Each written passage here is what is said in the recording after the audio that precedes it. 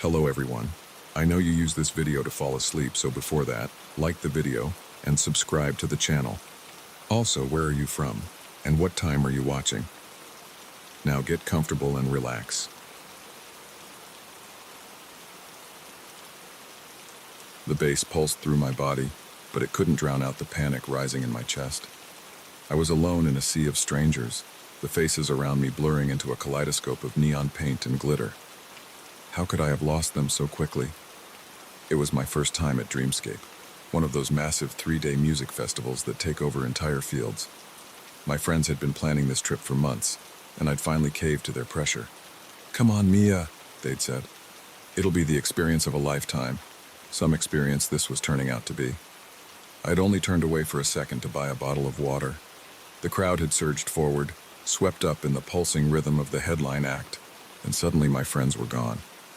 I tried calling their names, but my voice was swallowed by the roar of the music and the cheering crowd. As the sun began to set, casting long shadows across the festival grounds, a knot of dread formed in my stomach. The once exciting sea of people now felt oppressive, closing in around me. I pushed my way through the crowd, muttering, "Excuse me" and "sorry," as I bumped into sweaty bodies and stepped on toes. I made my way to the edge of the main stage area, hoping for a better vantage point. The festival grounds stretched out before me, a labyrinth of tents, food stalls, and smaller stages. Colorful flags fluttered in the evening breeze, and the air was thick with the smell of fried food and cannabis. "You look lost," a voice said beside me. I turned to see a man in his early 30s, with kind eyes and a reassuring smile. He was wearing a festival staff t-shirt, which immediately put me at ease. "I admitted, relief washing over me. "I can't find my friends. We got separated in the crowd." He nodded sympathetically. "That happens a lot here. I'm Jake, by the way. I work security." "Mia," I replied, shaking his outstretched hand. "Do you think you could help me find them?" "Of course," Jake said, his smile widening. "That's what I'm here for. Why don't we head over to the Lost and Found tent? Sometimes people leave messages there for friends they've lost track of." I followed Jake through the crowd, grateful for his guidance. He moved with confidence, easily navigating the throngs of people. As we walked, he asked me about my friends, their names, what they were wearing, where I'd last seen them. I answered as best I could, my voice nearly drowned out by the music blaring from nearby speakers. We passed food stalls selling overpriced pizza and gyros, art installations that glowed and pulsed with otherworldly light, and circles of people swaying to their own internal rhythms. Under different circumstances, I might have found it all magical. Now it just felt overwhelming. "It's just up ahead," Jake said, pointing to a large tent with a Lost and Found banner. But as we approached, I realized something was off. The tent was dark, and there was no one around. "Are you sure this is it?" I asked, hesitating. Jake's hand closed around my wrist, his grip suddenly tight. "Trust me," he said, his voice losing its friendly tone. "I know exactly where we're going." Alarm bells started ringing in my head. I tried to pull away, but his grip was like iron. "Let go of me," I demanded, my voice shaking. He ignored me, dragging me towards the tent. I dug my heels into the ground, but the soft earth gave way beneath me. I opened my mouth to scream, but before I could, his other hand clamped over my mouth. "Shh," he hissed in my ear. "You don't want to make a scene, do you?" My heart was pounding so hard I thought it might burst out of my chest. I could see people nearby, laughing and dancing, completely oblivious to what was happening just a few feet away.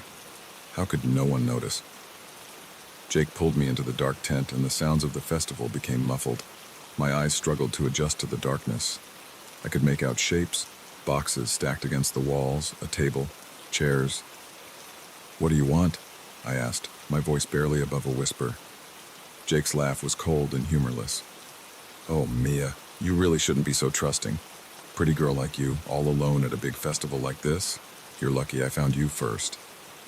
The implications of his words sent a chill down my spine. I knew I had to get out of there, and fast.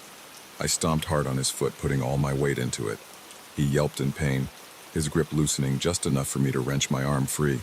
I spun around, my hand connecting with his face in a wild, desperate slap. Jake staggered back, more surprised than hurt. I didn't wait to see his reaction. I bolted for the tent entrance, my heart in my throat. But as I burst out of the tent, I ran straight into someone else. Strong hands gripped my shoulders, steadying me. For a moment I feared it was an accomplice of Jake's.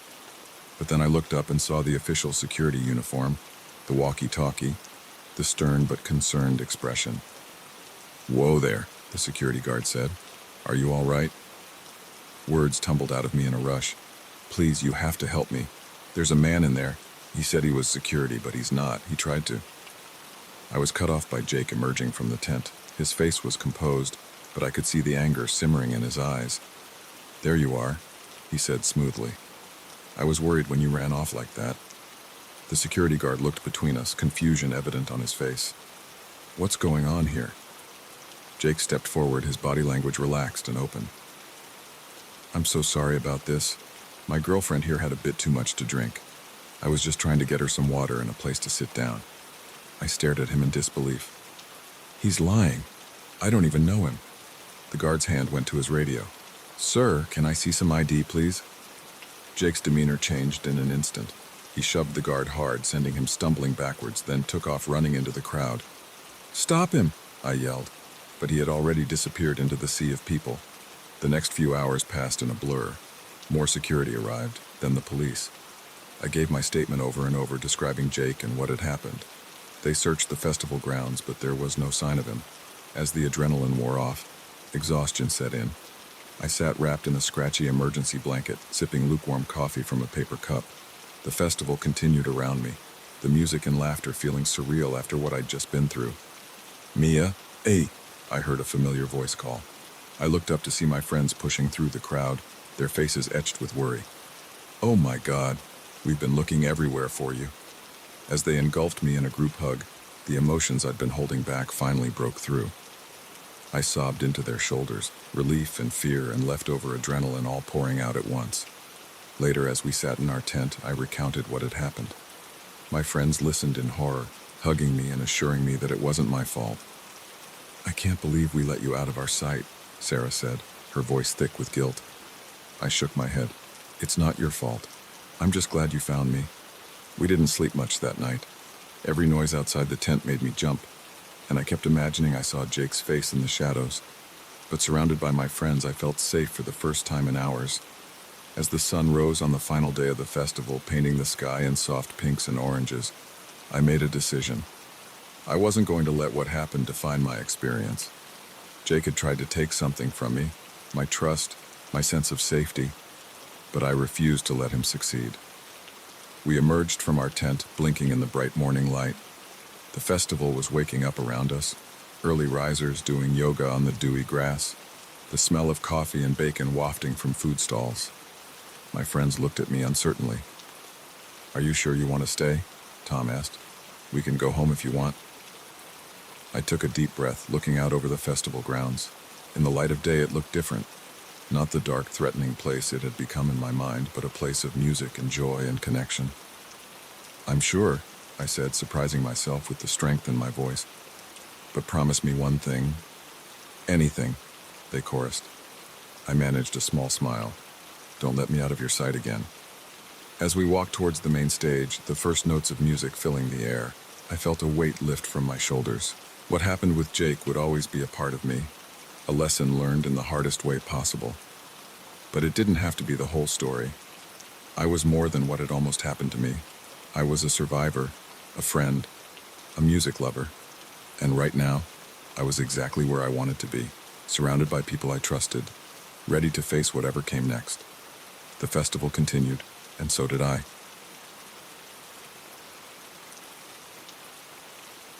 The silence hit me first. In all my years as a social worker, I'd never encountered a house so utterly, unnaturally quiet. The old farmhouse loomed before me, its weathered boards and peeling paint a stark contrast to the lush green fields surrounding it. Something was wrong. I could feel it in my bones. I'd been dreading this visit all morning. The Bradshaw family had a history of domestic disturbances, and my colleague who usually handled their case was out sick. "It's just a routine check-in," my supervisor had assured me. But as I stood on the creaking porch, my knuckles hovering inches from the door, I knew this was anything but routine. I knocked, the sound echoing ominously in the stillness. No response. I tried again, louder this time. Still nothing. The flutter of unease in my stomach grew into a churning knot of anxiety. "Hello?" I called out, pressing my ear to the door. "Mr. Bradshaw? Mrs. Bradshaw? It's Sarah from Social Services. I'm here for our scheduled visit." Silence. I reached for the doorknob, half expecting it to be locked. To my surprise, it turned easily in my hand. The door swung open with a low groan, revealing a darkened interior. "Hello?" I called again, stepping cautiously over the threshold. "Is anyone home?" The living room was a disaster. Furniture was overturned, picture frames lay shattered on the floor, and there were dark stains on the carpet that made my breath catch in my throat. My eyes darted around the room, taking in the scene of chaos. A lamp lay broken near the couch, its cord stretched taut across the floor. A vase of wilted flowers had spilled across the coffee table, water dripping steadily onto an open book below. My hand shook as I reached for my phone, ready to call the police, but a soft sound from upstairs made me pause. It was so faint I almost missed it, a whimper barely audible over the pounding of my own heart. Every instinct screamed at me to leave, to get out and call for backup. But if someone was hurt up there, waiting for help. I swallowed hard and made my way towards the stairs, each step creaking under my weight. "Hello?" I called again, my voice trembling. "Is someone there? I'm here to help." Another whimper, louder this time. It was coming from behind a closed door at the end of the upstairs hallway. I approached slowly, my hand outstretched towards the doorknob. "I'm going to open the door," I said, trying to keep my voice calm and steady. "I'm not here to hurt you. I just want to make sure you're okay." I turned the knob and pushed the door open, revealing a small bedroom. At first glance, it appeared empty. But then I saw her, a little girl, no more than 7 or 8, huddled in the corner behind a dresser. Her eyes were wide with terror, her small body trembling. "Hey there," I said softly, crouching down to her level. "I'm Sarah. What's your name?" She didn't respond, just stared at me with those huge, frightened eyes. "It's okay," I continued, keeping my distance so as not to scare her further. "I'm here to help. Can you tell me what happened?" For a long moment, she remained silent. Then, in a voice barely above a whisper, she said, "They took them." A chill ran down my spine. "Who took who, sweetheart?" "The bad men," she replied, her lower lip trembling. "They took Mommy and Daddy." My mind raced. Kidnapping? Home invasion? What had happened in this house? "When did this happen?" I asked, trying to keep my voice calm despite the panic rising in my chest. "Last night," she said. "I hid in the closet like Daddy told me to. I heard yelling and then it got quiet." I nodded, my heart breaking for this little girl who had witnessed God knows what. "You did the right thing, staying hidden," I assured her. "Can you come out now? I promise I'll keep you safe." She hesitated for a moment, then slowly crawled out from behind the dresser. I noticed she was clutching something tightly to her chest, a worn stuffed rabbit. "That's a nice bunny," I said, trying to put her at ease. "Does he have a name?" "Mr. Flopsy," she mumbled, hugging the toy tighter. "Well, Mr. Flopsy looks like a very good friend," I said with a gentle smile. "I bet he's been keeping you company, huh?" She nodded, the ghost of a smile flickering across her face. "What's your name, sweetie?" I asked. "Emily," she replied softly. "It's nice to meet you, Emily," I said. "I know you're scared, but I'm going to do everything I can to help you and find your parents, okay?" She nodded again, her eyes filling with tears. I knew I needed to get her out of the house and somewhere safe, but I also needed to preserve any evidence for the police. It was a delicate balance. "Emily, we need to leave now," I explained gently. "Is there anything you want to bring with you? Besides Mr. Flopsy, of course." She shook her head, clutching the stuffed animal even tighter. "Okay, that's fine. We'll come back for your things later," I assured her. "Can you be really brave for me and close your eyes while we go downstairs? I'm going to carry you." Emily nodded, squeezing her eyes shut and burying her face in Mr. Flopsy's fur. I scooped her up, my heart aching at how light she felt in my arms. As I carried her downstairs, I tried not to look too closely at the signs of struggle around us. I didn't want to risk Emily seeing anything that might traumatize her further. Once outside, I hurried to my car, settling Emily in the back seat. "You can open your eyes now, sweetie," I said as I buckled her in. "You're safe." As soon as she was secure, I stepped away from the car and called 911, my hands shaking as I relayed what I had found to the dispatcher. They assured me that police and child protective services were on their way. While we waited, I tried to keep Emily calm and distracted. "So, tell me about Mr. Flopsy," I prompted. "How long have you had him?" Emily hugged the rabbit close. "Since I was a baby," she said. "Mommy gave him to me." "He looks like he gives great hugs," I said with a smile. "I bet he's really good at keeping secrets too, huh?" Emily nodded solemnly. "He knows everything." I leaned in conspiratorially. "Do you think Mr. Flopsy might know anything about what happened last night?" Emily's eyes widened, and she looked down at the stuffed animal. For a moment I thought she might shut down again, but then she spoke in a whisper. "Mr. Flopsy says the bad men came because of Daddy's special books," she said. "The ones in the basement that I'm not supposed to know about." My mind raced. Special books in the basement? What had Mr. Bradshaw gotten himself into? Before I could ask any more questions, I heard sirens in the distance. Emily tensed at the sound. "It's okay," I reassured her quickly. "Those are the good guys coming to help us." As the police cars pulled up, followed closely by a CPS vehicle, I gave Emily's hand a gentle squeeze. "I need to talk to these people for a bit," I explained. "But I promise I'll be right back, okay?" She nodded, her grip on Mr. Flopsy tightening. The next few hours were a whirlwind of activity. I gave my statement to the police, watched as they cordoned off the house and began their investigation, and worked with CPS to find a safe placement for Emily. Through it all, I couldn't shake the feeling that we had only scratched the surface of whatever was going on with the Bradshaw family. As the sun began to set, casting long shadows across the farmhouse, I found myself standing next to Detective Ramirez, the lead investigator on the case. "What do you think happened here?" I asked, keeping my voice low so Emily couldn't overhear from where she sat in the CPS car. Ramirez shook his head, his expression grim. "Hard to say for sure, but it doesn't look good. Signs of a struggle, blood spatter consistent with at least one gunshot wound. And then there's what we found in the basement." I raised an eyebrow. "The special books Emily mentioned?" "Yeah," Ramirez sighed. "Looks like Mr. Bradshaw was involved in some pretty serious money laundering. We found ledgers, offshore account numbers, the works. My guess, he got in over his head with some very dangerous people." I glanced back at Emily, my heart heavy. Her whole world had been shattered in a single night, and for what? Greed? Poor choices? "What happens now?" I asked.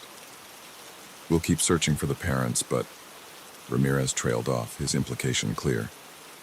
"As for the girl, she'll be placed in emergency foster care for now. We'll need to question her further, but given what she's been through, we'll have to tread carefully." I nodded, understanding the delicate balance between seeking justice and protecting a traumatized child. As I watched Emily being driven away, Mr. Flopsy clutched tightly to her chest. I couldn't help but think about all the other families out there, teetering on the edge of disaster. How many other Emilys were out there, one bad decision away from having their lives torn apart? I got into my own car, my hands gripping the steering wheel tightly. This job never got easier, never stopped breaking my heart. But as long as there were children like Emily who needed help, I knew I'd keep showing up, keep fighting for them. As I drove away from the farmhouse, leaving behind the flashing lights and yellow crime scene tape, I made a silent promise to Emily. I would see this through, no matter where it led. She deserved answers, justice, and a chance at healing. The road ahead was long and uncertain, but I was determined to walk it with her one step at a time.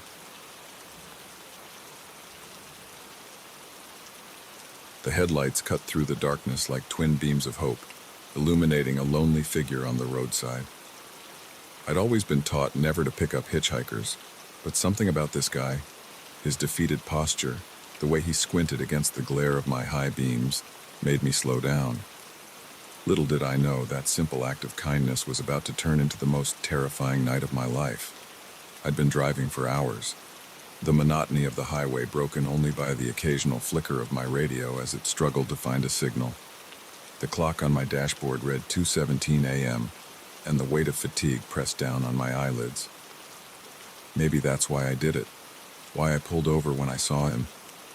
Maybe I thought having someone to talk to would help keep me awake. As I eased onto the shoulder, gravel crunching under my tires, I got a better look at the man. He was tall and lanky, with a scruffy beard and clothes that had seen better days. A large backpack hung from one shoulder, and he held out his thumb with an air of desperation.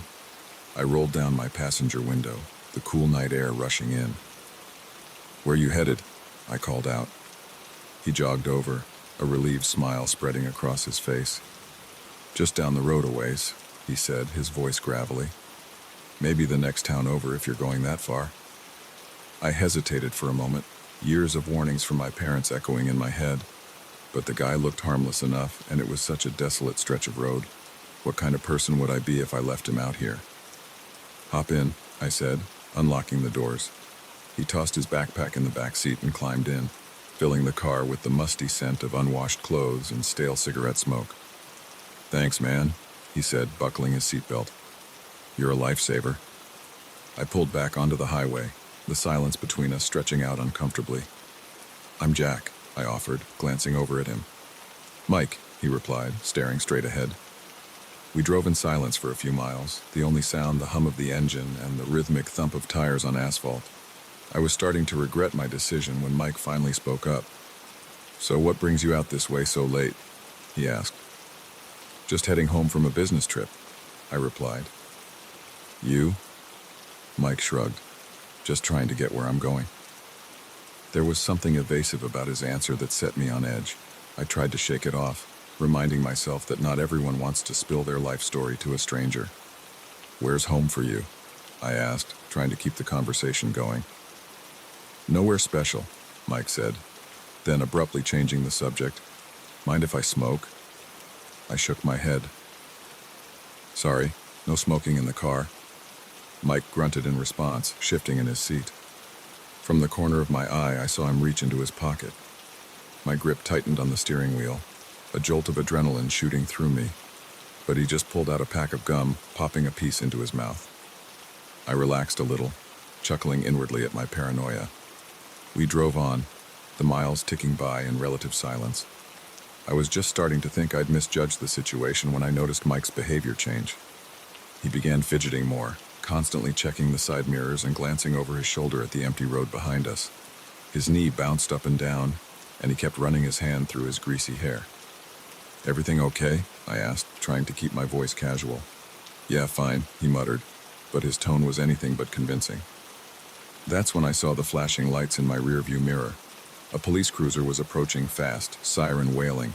Without thinking, I started to pull over. "What are you doing?" Mike snapped, his voice suddenly sharp.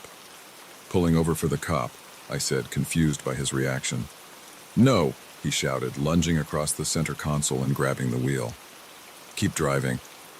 The car swerved violently, and I fought to regain control. "What the hell, man?" I yelled, shoving him back into his seat. But Mike was beyond reason. In one fluid motion, he reached into his jacket and pulled out a gun, pointing it directly at my head. I said, "Keep driving," he growled, his earlier affable demeanor completely gone. My blood ran cold, and I felt like I might throw up. With shaking hands, I pressed down on the accelerator, the speedometer climbing rapidly. "Mike, come on," I said, trying to keep my voice steady. "Whatever's going on, we can figure this out. Just put the gun down." He laughed, a harsh, humorless sound. "Shut up and drive. Take the next exit." The police car was getting closer, its siren piercing through the night. I could see more flashing lights joining it in the distance. Whatever Mike had done, it was serious. As we approached the exit, I knew I had to make a decision. If I got off the highway, who knew where Mike would make me go or what he'd do to me? But if I stayed on this road, surrounded by cops, there was a good chance things would end violently. Time seemed to slow down as we neared the exit ramp. Mike was shouting something, but his words were drowned out by the blood rushing in my ears. In that moment, I made my choice. Instead of taking the exit, I slammed on the brakes and yanked the wheel hard to the right. The car spun, tires screeching against the pavement. Mike was thrown against the door, the gun flying from his hand. We came to a stop perpendicular to the highway, my heart pounding so hard I thought it might burst out of my chest. Before Mike could recover, I unbuckled my seatbelt and flung myself out of the car, stumbling onto the asphalt. "Help!" I screamed, waving my arms frantically at the approaching police cars. He has a gun. Everything after that was a blur of flashing lights, shouted commands, and the cold metal of handcuffs as the police secured both Mike and me. It wasn't until I was sitting in the back of a police car, a shock blanket draped over my shoulders, that the reality of what had happened began to sink in. As it turned out, Mike was wanted for a string of armed robberies across 3 states. He'd been hitchhiking his way across the country, using unsuspecting drivers like me to evade the police. If I hadn't made that split-second decision to stop the car, who knows where I might have ended up. The police questioned me for hours, going over every detail of my encounter with Mike.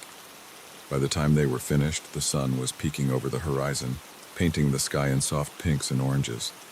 It was beautiful in a surreal sort of way. An officer drove me to retrieve my car, which had been towed to a nearby impound lot. As I slid into the driver's seat, I was hit by a wave of emotion. Relief, fear, anger, gratitude. My hands shook as I gripped the steering wheel, the memory of Mike's gun still fresh in my mind. I sat there for a long time, unable to bring myself to start the engine. The events of the night played on repeat in my head. How could I have been so stupid, so naive? I'd always prided myself on being a good judge of character, on trusting my instincts.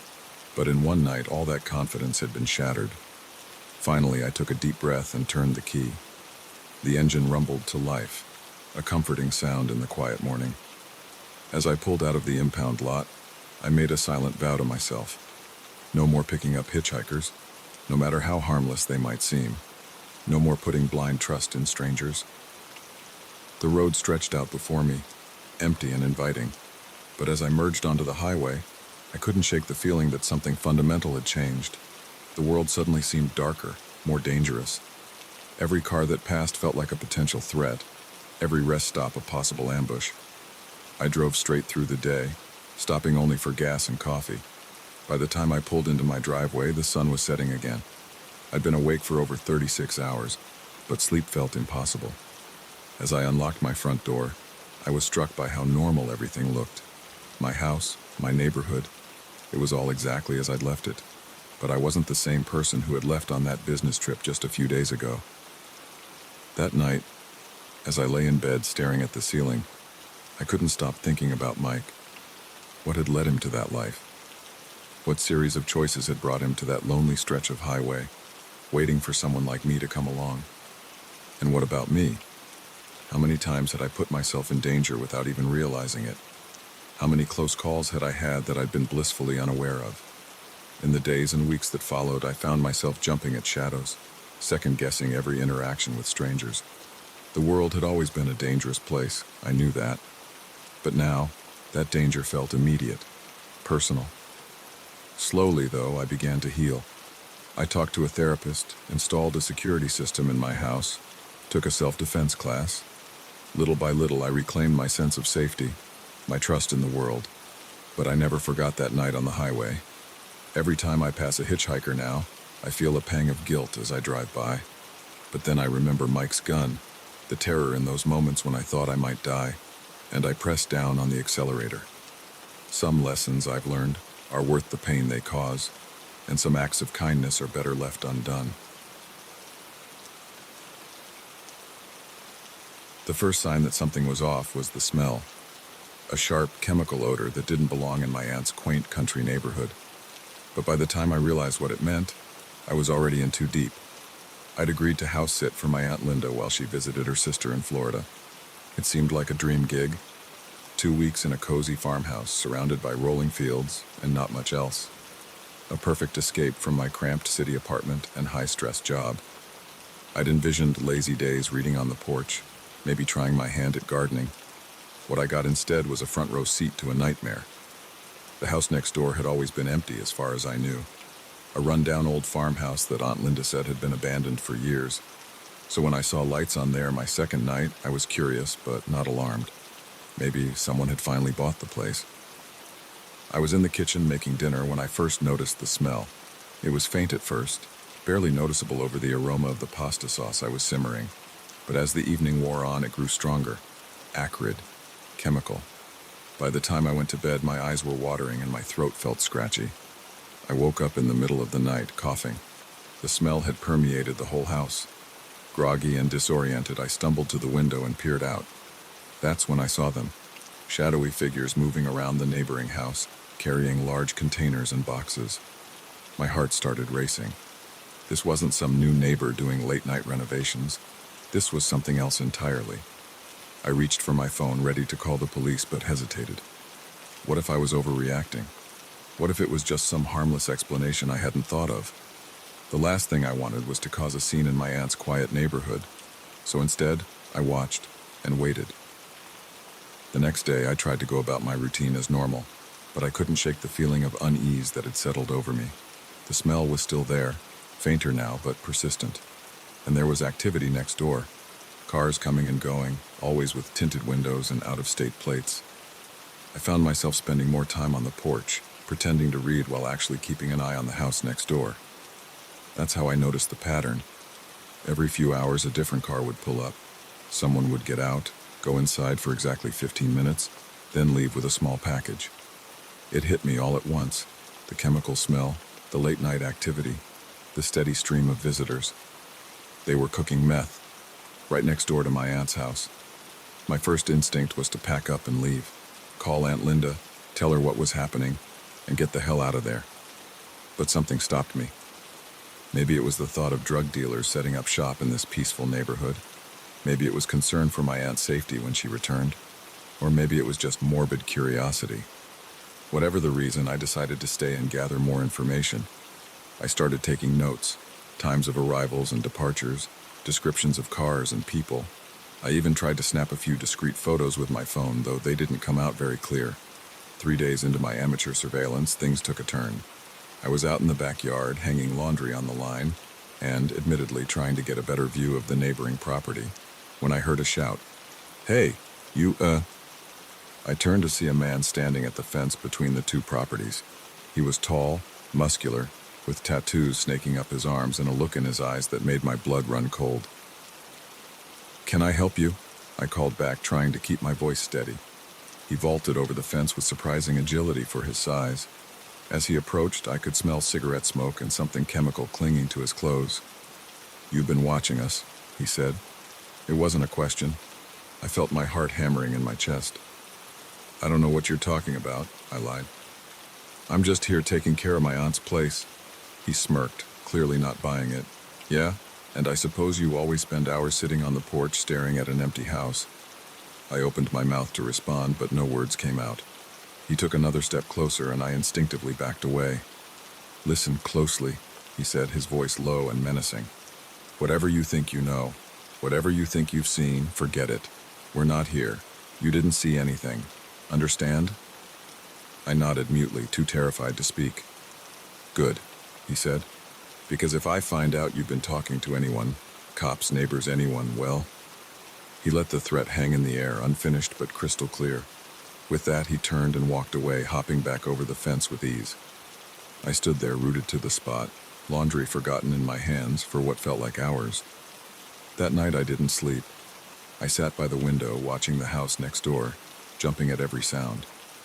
The chemical smell seemed stronger than ever, burning my nostrils and making my head ache.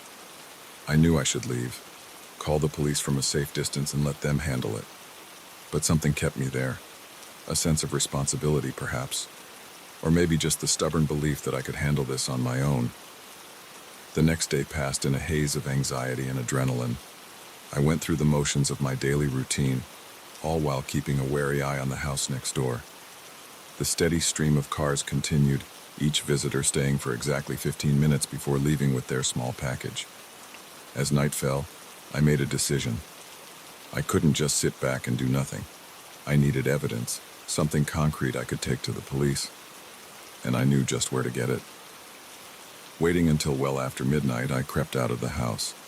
The night was eerily quiet, with only the chirping of crickets and the distant hoot of an owl. I made my way across the yard, my heart pounding so loudly I was sure someone would hear it. The old farmhouse loomed before me, dark and forbidding. I circled around to the back where I'd noticed a partially open window earlier. Taking a deep breath, I hoisted myself up and squeezed through. The smell hit me like a physical force. My eyes watered and my throat burned. I pulled my shirt up over my nose, trying to filter the air, but it didn't help much. I found myself in what must have once been a kitchen. Now it was filled with makeshift lab equipment. Beakers, hot plates, plastic containers filled with various chemicals. On a table in the corner, I saw stacks of cash and bags of a crystalline substance I knew had to be meth. With shaking hands, I pulled out my phone and started taking pictures. The lab setup, the drugs, the money, anything that could serve as evidence. I was so focused on documenting everything that I almost missed the sound of a car pulling up outside. Panic surged through me. I looked around frantically for a place to hide, but the kitchen was too exposed. I could hear voices now, getting closer. In desperation, I dove into a nearby closet, pulling the door shut just as the back door opened. Through a crack in the door, I watched as two men entered the kitchen. One was the tattooed man who had threatened me earlier. The other was someone I hadn't seen before. Older, well-dressed, looking entirely out of place in this dilapidated drug den. "As you can see," Tattoo Man was saying, "production is going smoothly. We should have the next batch ready by Friday." The older man nodded, looking around with an appraising eye. Good. And no problems with the locals?" Tattoo Man hesitated.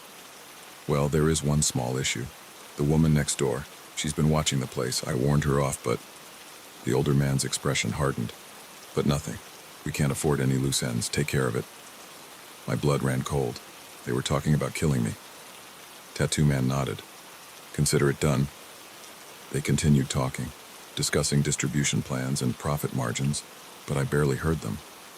My mind was racing, trying to figure out how I was going to get out of this alive.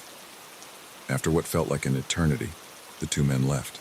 I waited several minutes, listening intently for any sign that they might return, before finally emerging from the closet.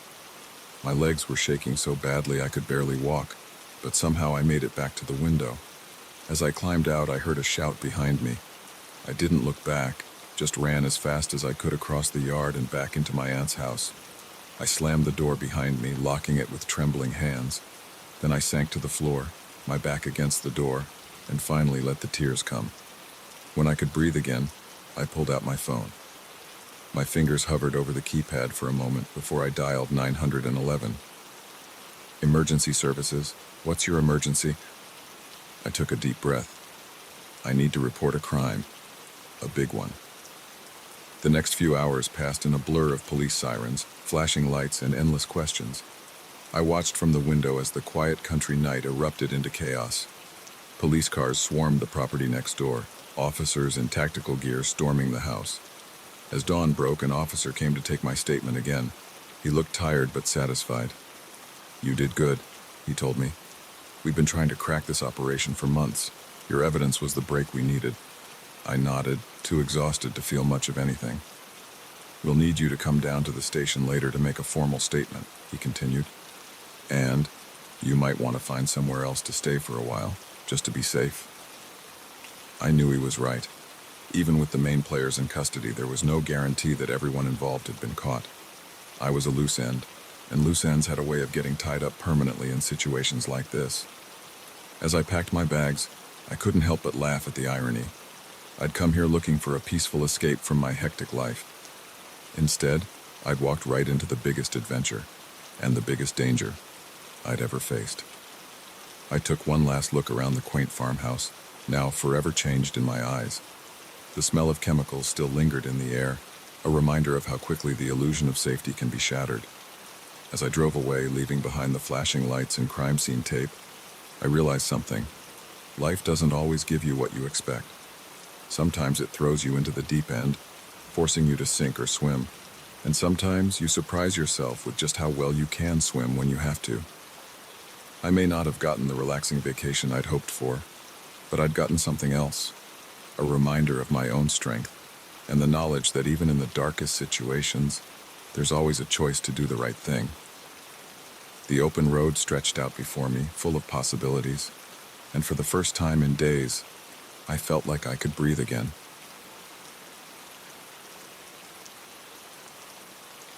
The sound of splintering wood jolted me awake. For a split second, I thought I was dreaming. Then I heard the voices, gruff, urgent, and definitely not belonging to my wife. That's when I knew our romantic getaway had just turned into a nightmare. Sarah and I had been planning this trip for months. A week in a secluded cabin, just the two of us, no cell phones, no internet. a chance to reconnect away from the chaos of our busy lives. We'd found the perfect spot online, a cozy little place nestled in the woods, miles from the nearest town. It looked like something out of a postcard. We arrived late Friday afternoon, the sun already dipping below the tree line. The cabin was everything we'd hoped for, rustic but comfortable, with a big stone fireplace and windows that looked out onto nothing but forest. As we unpacked, I remember thinking how peaceful it was. The only sounds were birdsong and the whisper of wind through the pines. We spent that first evening exploring the trails around the cabin, hand in hand like teenagers. When night fell, we curled up by the fire with a bottle of wine, talking and laughing like we hadn't in years. It felt like we were the only two people in the world, if only that had been true. The break-in happened on our second night. We'd gone to bed early, tired from a day of hiking. I'm not sure what time it was when the noise woke me. Sometime after midnight, I think. At first I thought maybe a branch had fallen on the roof. But then I heard the voices, and my blood ran cold. "Check the bedroom," someone whispered. "And be quiet about it." I nudged Sarah awake, pressing a finger to my lips. Her eyes widened in fear as she heard the footsteps approaching our room. I motioned for her to hide under the bed, then positioned myself behind the door, heart pounding so loud I was sure they'd hear it. The door creaked open slowly. I held my breath, every muscle in my body tense. A figure stepped into the room, tall, broad-shouldered, carrying what looked like a shotgun. Before I could think, I acted on pure adrenaline. I slammed the door into him as hard as I could. The man grunted in pain and surprise, stumbling forward. His gun clattered to the floor. I dove for it, my fingers closing around the cold metal just as he regained his balance. We grappled for control, rolling across the floor in a desperate struggle. "What's going on in there?" a voice shouted from the other room. "Bobby, you okay?" I managed to wrench the shotgun away, scrambling to my feet and pointing it at my attacker. He froze, hands raised. "Don't move," I said, trying to keep my voice steady. "Sarah, get out from under the bed, we're leaving." Sarah crawled out, her face pale with fear. I could hear the other intruders moving around in the main room of the cabin, their footsteps heavy and purposeful. "Listen," the man I'd knocked down said, his voice low and urgent. "You don't understand. We're not here to hurt you. We just need a place to lay low for a while." "Shut up," I snapped. "Sarah, grab our phones and the car keys. We're getting out of here." But as Sarah moved towards the nightstand, the bedroom door burst open again. Two more men rushed in, both armed. I swung the shotgun towards them, my finger tightening on the trigger. "Whoa, whoa," one of them shouted. "Easy there, buddy. Let's all just calm down." It was a tense standoff. Me with the shotgun, Sarah cowering behind me, and three dangerous-looking men blocking our only exit. I could feel sweat beading on my forehead, my arms starting to shake from the weight of the gun. "Look," the one who seemed to be the leader said, "we don't want any trouble. We're in a bit of a situation here, and we just need somewhere to hide out for a day or two. You let us stay, keep quiet about it, and everyone walks away happy. Deal?" I laughed, a short, harsh sound. "You break into our cabin in the middle of the night, armed, and you expect us to just be okay with that? Who the hell are you people?" The leader sighed, lowering his gun slightly. "You really want to know? Fine. We just robbed a bank in town. Things got messy. We need to lay low until the heat dies down. That's all you need to know." My mind reeled. Bank robbers. We were being held hostage by actual bank robbers. This wasn't happening. It couldn't be happening. "Please," Sarah whispered from behind me. "Just let us go. We won't tell anyone, I swear." The leader shook his head. "Can't do that. Can't risk you running to the cops. But listen, we're not animals. You two just sit tight. Don't cause any trouble, and this'll all be over before you know it." I knew we didn't have a choice. Even with the shotgun, we were outnumbered and outgunned. Slowly, I lowered the weapon. "Smart move," the leader said. "Now how about we all go have a nice chat in the living room? Bobby, tie them up, gently." The next few hours were surreal. Sarah and I sat on the couch, hands bound behind our backs, watching as these criminals made themselves at home in our rented cabin. They rummaged through our supplies, helped themselves to our food and drinks, and argued among themselves about their next move. I learned their names as they talked. Besides Bobby, there was the leader, Frank, and the youngest one, Tommy. They seemed jumpy, on edge.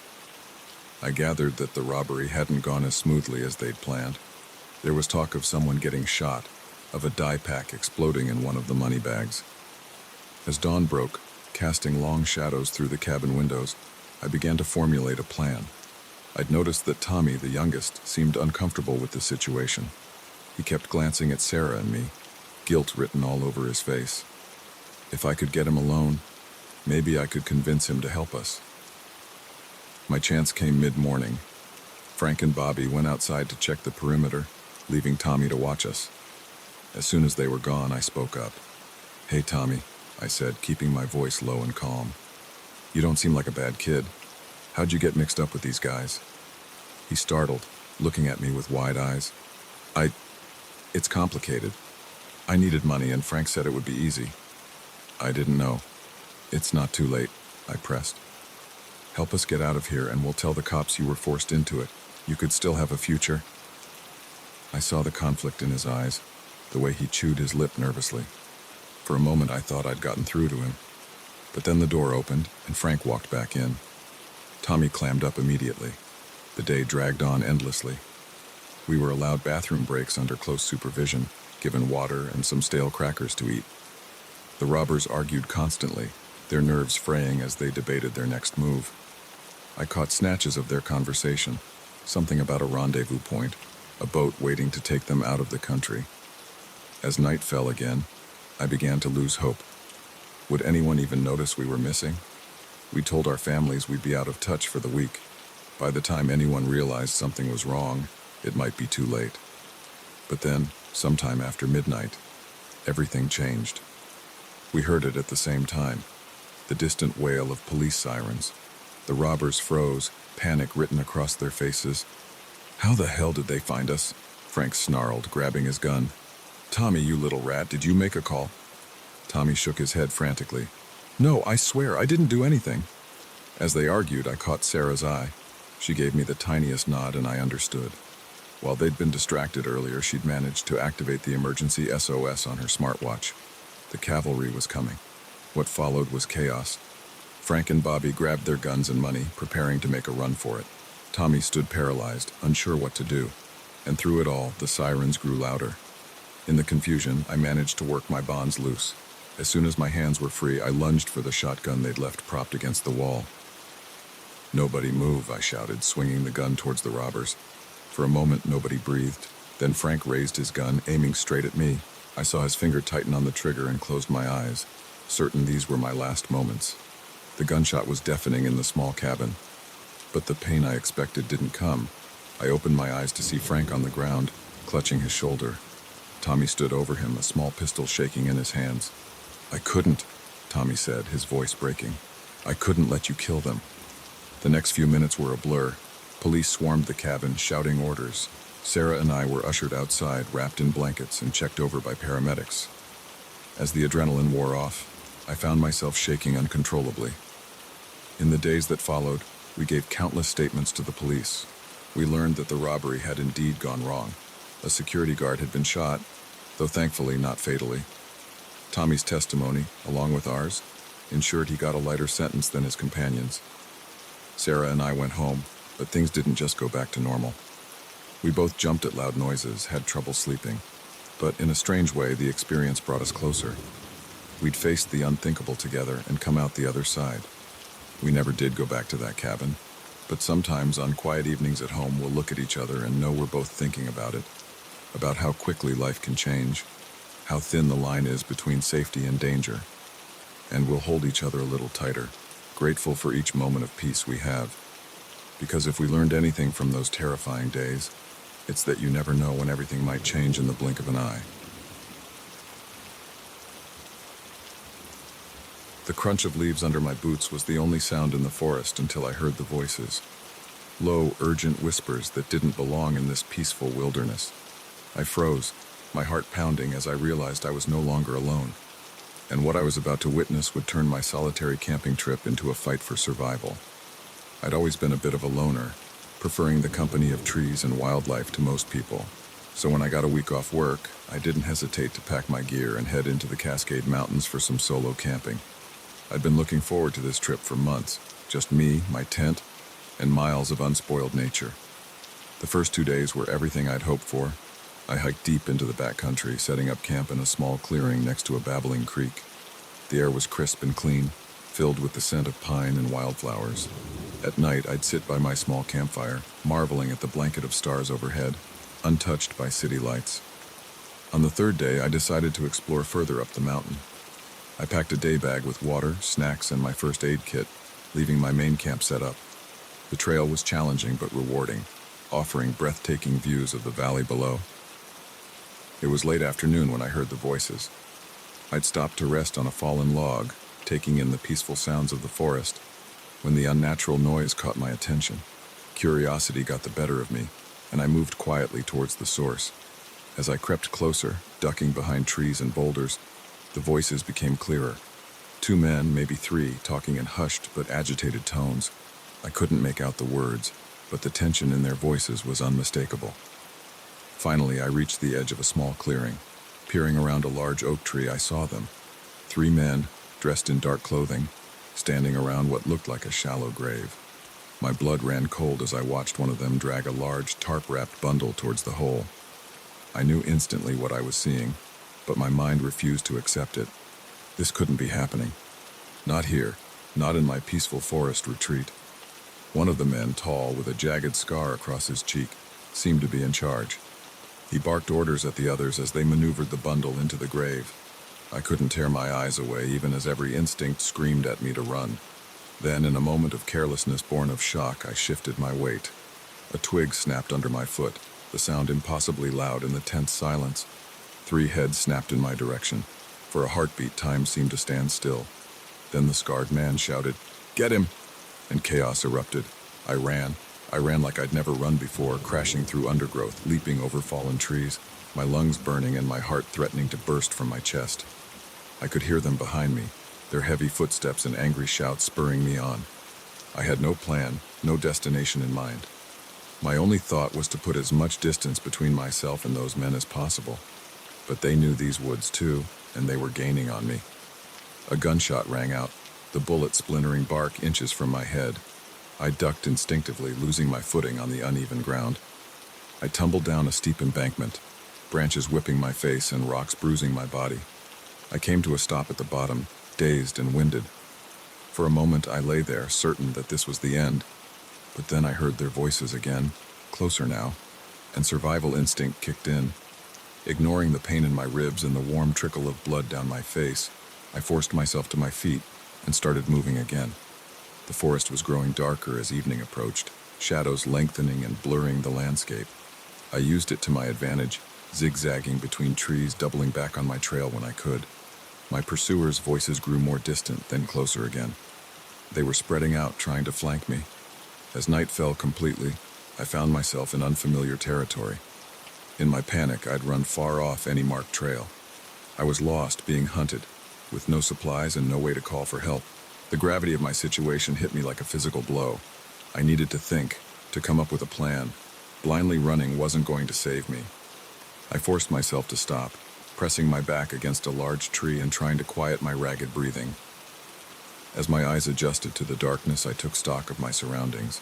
To my left, the ground sloped sharply downward. To my right, I could make out the silhouette of a large boulder formation. And ahead, was that the glimmer of water? The idea formed in my mind. It was risky, but it was the only plan I had. Taking a deep breath, I started moving again, this time with purpose. I made my way towards the water, moving as quietly as I could. Every snapping twig and rustling leaf sounded like a gunshot to my paranoid ears. But I pressed on, driven by desperation and the faint hope of survival. Finally, I reached the edge of what turned out to be a fast-moving river. In the moonlight, I could see white water churning over rocks. It was dangerous, potentially deadly. But it was also my best chance at escaping my pursuers. I was about to step into the water when a voice called out behind me, "Stop right there!" I turned to see the scarred man emerging from the trees, his gun trained on my chest. The other 2 were close behind, their faces twisted with anger and exertion. "Nowhere left to run," Scar said, a cruel smile playing on his lips. "Should have minded your own business, boy." I raised my hands slowly, my mind racing. I was out of options, out of time. "Look," I said, trying to keep my voice steady. "I don't know who you are or what you're involved in. I didn't see anything. Just let me go, and I swear I won't say a word to anyone." Scar laughed, a harsh, humorless sound. "Nice try, kid. But we can't take that chance. Nothing personal, you understand, just business." As he raised his gun, time seemed to slow down. I saw his finger tightening on the trigger. I saw the grim satisfaction in his eyes, and I made a choice. I threw myself backwards into the river. The shock of the cold water drove the air from my lungs. For a moment, panic overwhelmed me as the current grabbed me, tumbling me head over heels. I fought to surface, gasping for air as I was swept downstream. Gunshots rang out, bullets splashing into the water around me. But the river was my ally now, carrying me swiftly away from danger. I caught glimpses of my pursuers running along the bank, shouting in frustration as I was carried out of range. The next few minutes, or was it hours, were a blur of churning water, sharp rocks, and desperate gasps for air. I was battered and bruised, swallowing mouthfuls of river water, certain that each moment would be my last. Finally, the current slowed. With the last of my strength, I managed to grab onto a low-hanging branch and pull myself to the shore. I lay there on the muddy bank, coughing and shaking, too exhausted to move. As the adrenaline faded, the reality of my situation set in. I was alive, but I was also lost, injured, and being hunted by killers. I had no food, no supplies, and no idea where I was. The night was cold, and in my wet clothes, hypothermia was a real risk. But I wasn't ready to give up. I'd survived this far, and I was determined to see it through. As the first light of dawn began to creep over the horizon, I forced myself to my feet. Every muscle screamed in protest, but I ignored the pain. I had to keep moving. I followed the river, figuring it was my best chance of finding civilization. As I walked, I tried to piece together what I'd witnessed. Who were those men? Who had they killed? And how was I going to get out of this alive? Hours passed. The sun climbed higher, its warmth slowly drying my clothes. I was exhausted, hungry, and scared, but I kept putting one foot in front of the other. Every snapping twig made me jump, certain that my pursuers had found me again. It was mid-afternoon when I heard the most beautiful sound in the world: car engines. I quickened my pace, hope surging through me. Soon I broke through the tree line and saw a road, and there, like a mirage, was a ranger station. I practically fell through the door, startling the two rangers inside. "Please," I gasped. "I need help. There are men in the forest. They killed someone." What followed was a whirlwind of activity. Park rangers, then state police, then even FBI agents questioned me for hours. Search parties were organized. Helicopters scoured the area where I'd seen the men. In the end, they found the grave, just as I'd described it. The body was identified as a local businessman who'd gone missing weeks earlier. But of the three men, there was no sign. The authorities praised me for my bravery, but I didn't feel brave. I felt lucky, and more than a little foolish. My solo adventure had nearly cost me my life. As I finally headed home days later, I knew I'd never look at the wilderness the same way again. The forest, once my sanctuary, now held shadows and secrets I'd never noticed before. But it had also shown me a strength I didn't know I possessed.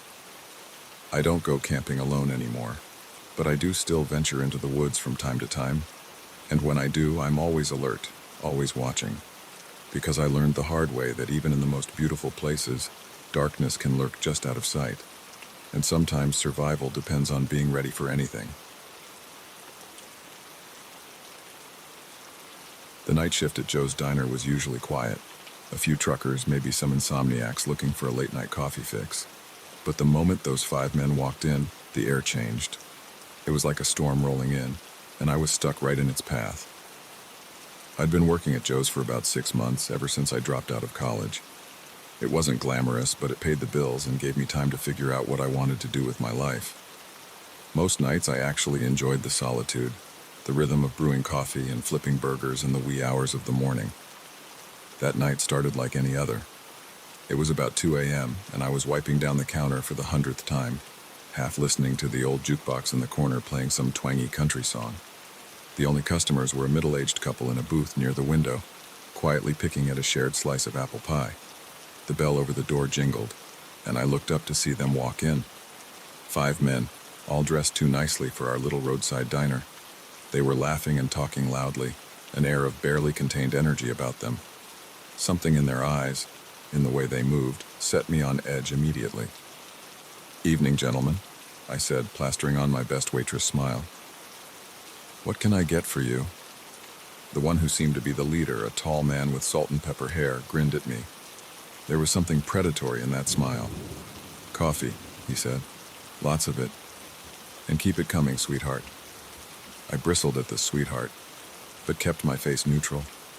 No point in antagonizing customers, especially not a group like this. I poured their coffee and retreated behind the counter, keeping a wary eye on them. They took up residence in the largest booth, still talking and laughing. I couldn't make out what they were saying, but their tone made me nervous. Every now and then, one of them would glance around the diner, as if checking to see who was watching. The middle-aged couple finished their pie and asked for the check. As the woman stood up to leave, one of the men let out a low whistle. "Hey, baby," he called out. "Why don't you ditch Grandpa there and come sit with us? We'll show you a good time." The woman's husband stood up, his face reddening. "Now see here." But the leader of the group cut him off. "Sit down, old man. We're just having a little fun." I could see the situation escalating quickly. "Sir," I said, addressing the couple, "your check is ready at the counter. Have a good night." The couple hurried to pay and left, the bell jingling behind them. Now it was just me and the 5 men. The diner suddenly felt very small. For a while they seemed content to drink their coffee and talk amongst themselves. But as the night wore on, they got louder, more aggressive. They started making crude jokes, some of them directed at me. I tried to ignore it, to just do my job, but my hands were shaking as I refilled their cups. Around 3:30, the bell jingled again. A young woman walked in, probably in her early 20s. She looked tired, maybe coming off a late shift herself. I saw the men's heads turn, like wolves spotting prey. "Well, well," the leader said, loud enough for everyone to hear. "Looks like the party's just getting started." The woman glanced nervously at the group, then at me. I tried to convey a warning with my eyes, but she just sat down at the counter and asked for a menu. One of the men, a muscular guy with tattoos covering his arms, got up and sauntered over to her. "Hey, beautiful, why don't you come sit with us? We'll buy you whatever you want." The woman shook her head. "No, thank you, I'm fine here." But Tattoos wasn't taking no for an answer. He put his hand on her shoulder. "Come on, don't be like that. We're nice guys, I promise." I saw the fear in her eyes, the way she tensed under his touch. Before I could think better of it, I spoke up. "Sir, please leave her alone. She said she's not interested." The diner went quiet. 5 pairs of eyes turned to me and I felt my stomach drop. What had I just done? Tattoos walked back to the booth, but the leader stood up. He approached the counter slowly, like a cat stalking a mouse. "What did you say?" I swallowed hard, my throat suddenly dry. I said please leave her alone. She doesn't want to be bothered." He leaned across the counter close enough that I could smell the coffee on his breath. "And who's going to stop us? You..." My heart was pounding so hard I was sure he could hear it. But I stood my ground. "There are security cameras," I lied, gesturing to the corners of the diner. "And I've already called the police." For a long moment he just stared at me. I was certain he was going to reach across the counter and grab me. But then he laughed, a cold, humorless sound. "You got guts, kid. I'll give you that." He turned to his friends. "Come on, boys. This place is dead anyway." They filed out, but not before the leader turned back to me. "We'll be seeing you around, sweetheart." The bell jingled as they left, and I let out a breath I didn't know I'd been holding. My legs felt like jelly, and I had to grip the counter to stay upright. The young woman at the counter looked at me, her eyes wide. "Thank you," she said softly. "I don't know what I would have done if..." I nodded, still too shaken to speak. She left soon after, leaving me alone in the diner. For the rest of my shift, I jumped at every sound, certain that the men were going to come back. When my replacement arrived at 6 a.m., I nearly cried with relief. I thought that would be the end of it, just another crazy night story to tell my friends. But a week later, I was walking to my car after a late shift, when I saw a familiar figure leaning against it. The leader of the group, his predatory smile gleaming in the dim parking lot light. "Told you we'd be seeing you around, sweetheart," he said. I froze, my keys clutched in my hand like a weapon. "What do you want?" He pushed off the car and took a step towards me. "Just wanted to finish our conversation from the other night. You see, my friends and I, we don't like being disrespected." I backed away, looking around frantically for help, but the parking lot was empty, and the diner was dark. I was alone. "Look," I said, trying to keep my voice steady. "I don't want any trouble. I was just doing my job." He laughed, the sound sending chills down my spine. "Trouble? Oh, sweetheart. Trouble is just getting started." I saw movement out of the corner of my eye and realized with horror that we weren't alone. The other 4 men emerged from the shadows surrounding me. In that moment, I knew I had a choice to make. I could cower, beg for mercy, and hope they'd leave me alone. Or I could fight. I chose to fight. With all my strength, I swung my bag at the leader's head. It connected with a satisfying thud, and he stumbled backward. Taking advantage of their surprise, I bolted, running faster than I ever had in my life. I could hear them shouting, their footsteps pounding behind me, but fear and adrenaline propelled me forward. I ran out of the parking lot and down the street, my lungs burning and my heart threatening to burst from my chest. I didn't stop until I reached a 24-hour convenience store. I burst through the doors, gasping for air, and yelled for the clerk to call the police.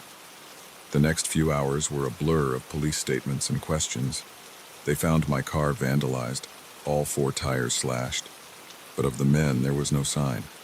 I quit my job at the diner the next day. It wasn't worth the risk. For weeks after, I jumped at every shadow, constantly looking over my shoulder. I invested in pepper spray and a home security system. Slowly, life began to return to normal. But I never forgot that night. It taught me something important about myself, that when pushed to the edge, I had the courage to stand up for what was right. It was a hard lesson, one that could have cost me dearly. But it also showed me a strength I didn't know I possessed. Now, years later, I still think about those men sometimes. I wonder if they're still out there, terrorizing other late-night diners or unsuspecting women. But I also think about that young woman at the counter, and how a simple act of standing up to bullies might have saved her from something terrible. I may not work the night shift anymore, but I carry that experience with me. It reminds me that even in the darkest moments, we have a choice. We can give in to fear, or we can find the courage to stand up for ourselves and others. It's not always easy, and it's certainly not always safe, but in the end, it's what defines us. And me? I choose to be the person who stands up, no matter how scary the night may seem.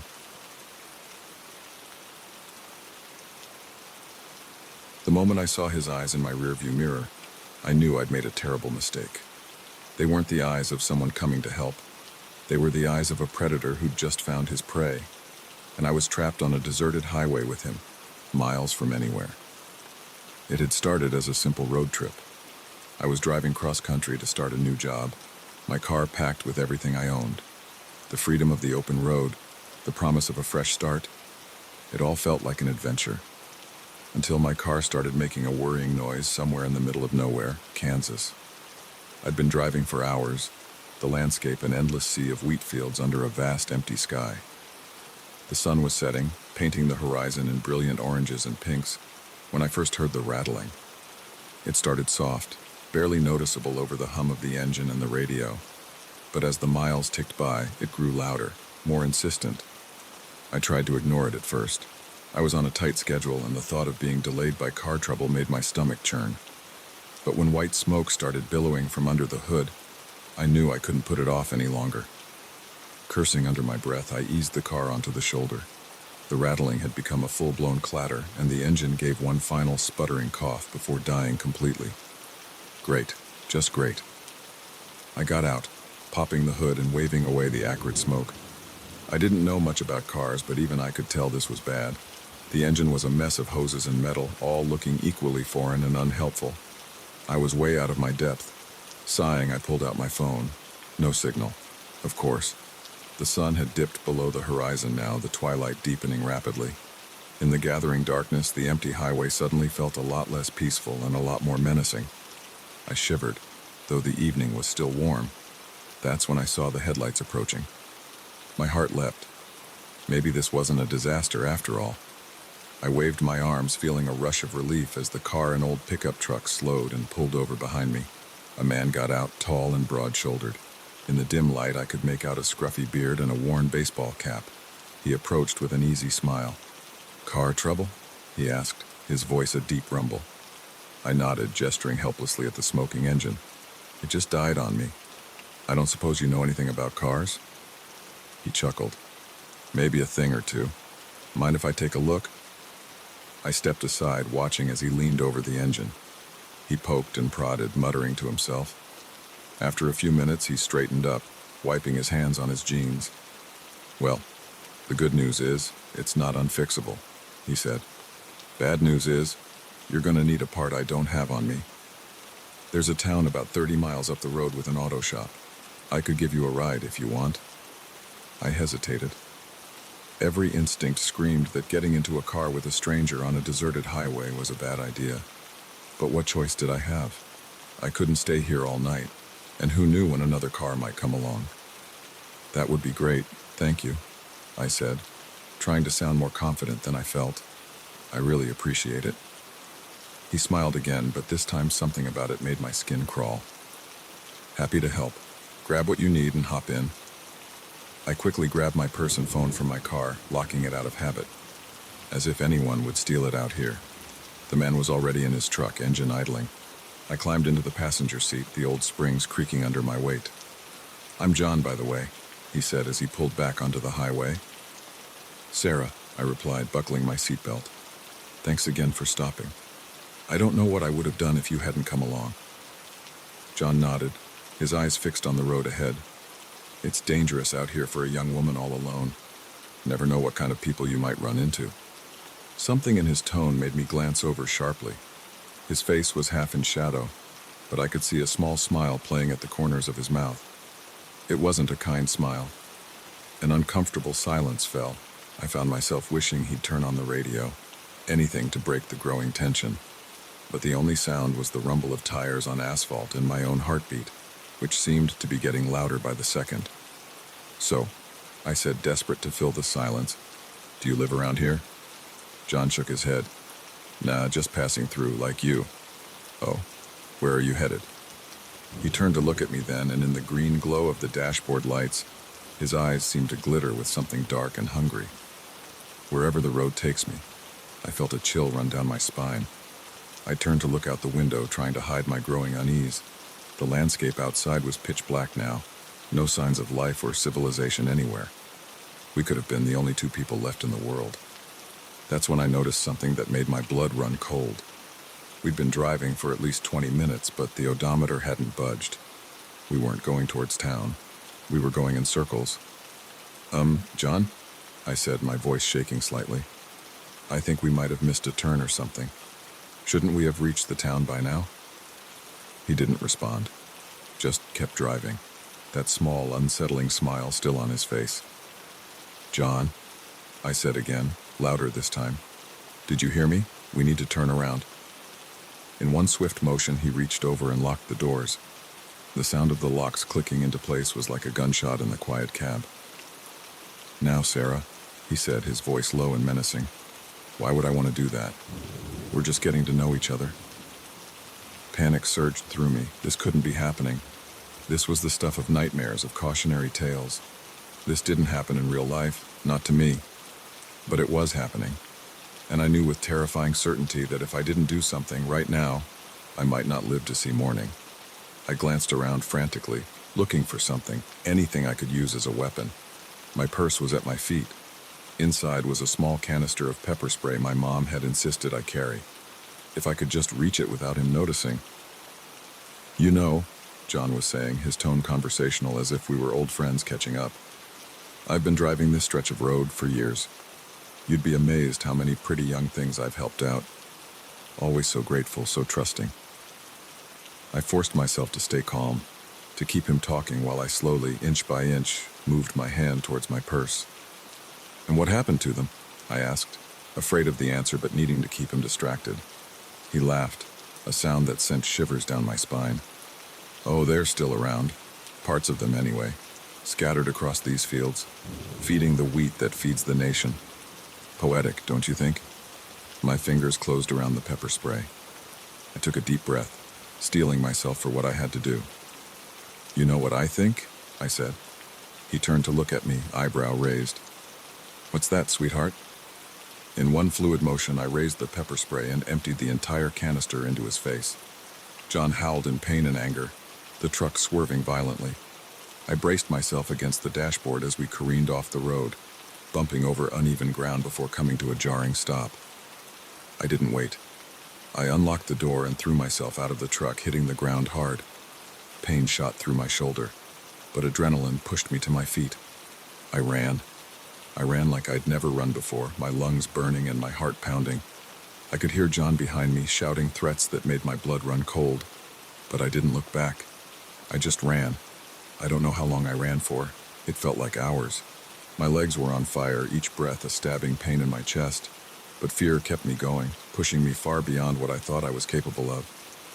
Finally, mercifully, I saw lights in the distance, a gas station, its fluorescent glow a beacon of hope in the darkness.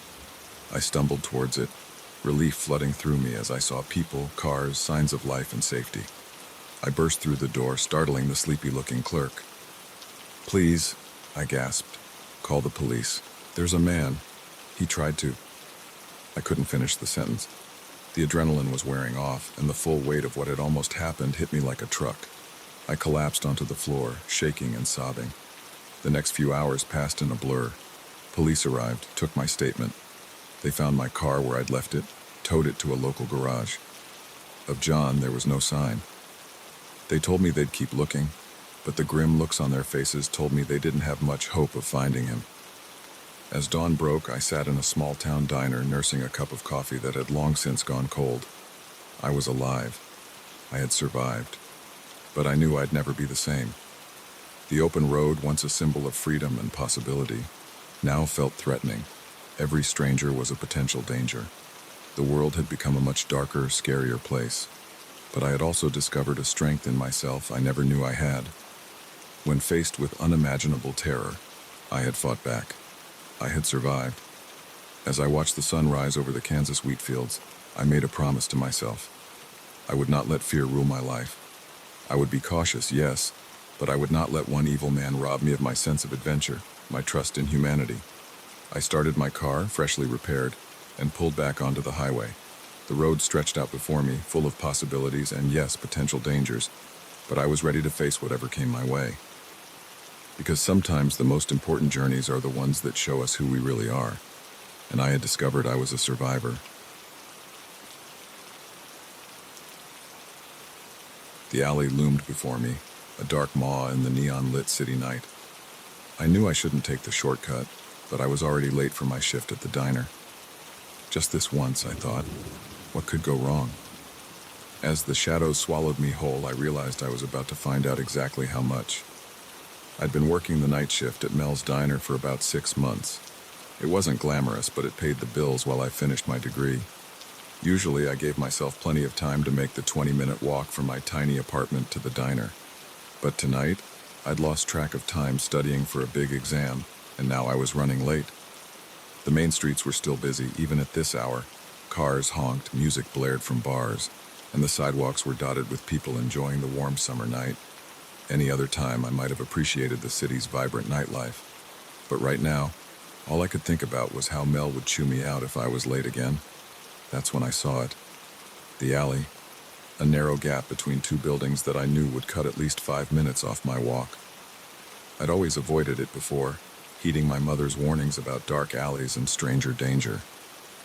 But tonight, desperation overcame caution. I took a deep breath and plunged into the darkness. The noise of the main street faded almost immediately, replaced by an eerie quiet broken only by the occasional drip of water and the scurry of unseen creatures. The air felt thick and close, heavy with the smell of garbage and something else I couldn't quite identify. I quickened my pace, my footsteps echoing off the narrow walls. The faster I got through this, the better. I was about halfway through when I heard it. Another set of footsteps, heavier than mine, coming from behind. My heart rate spiked, but I told myself to stay calm. It was probably just someone else taking a shortcut. Nothing to worry about. But then I heard another set of footsteps, and another. I risked a glance over my shoulder and my blood ran cold.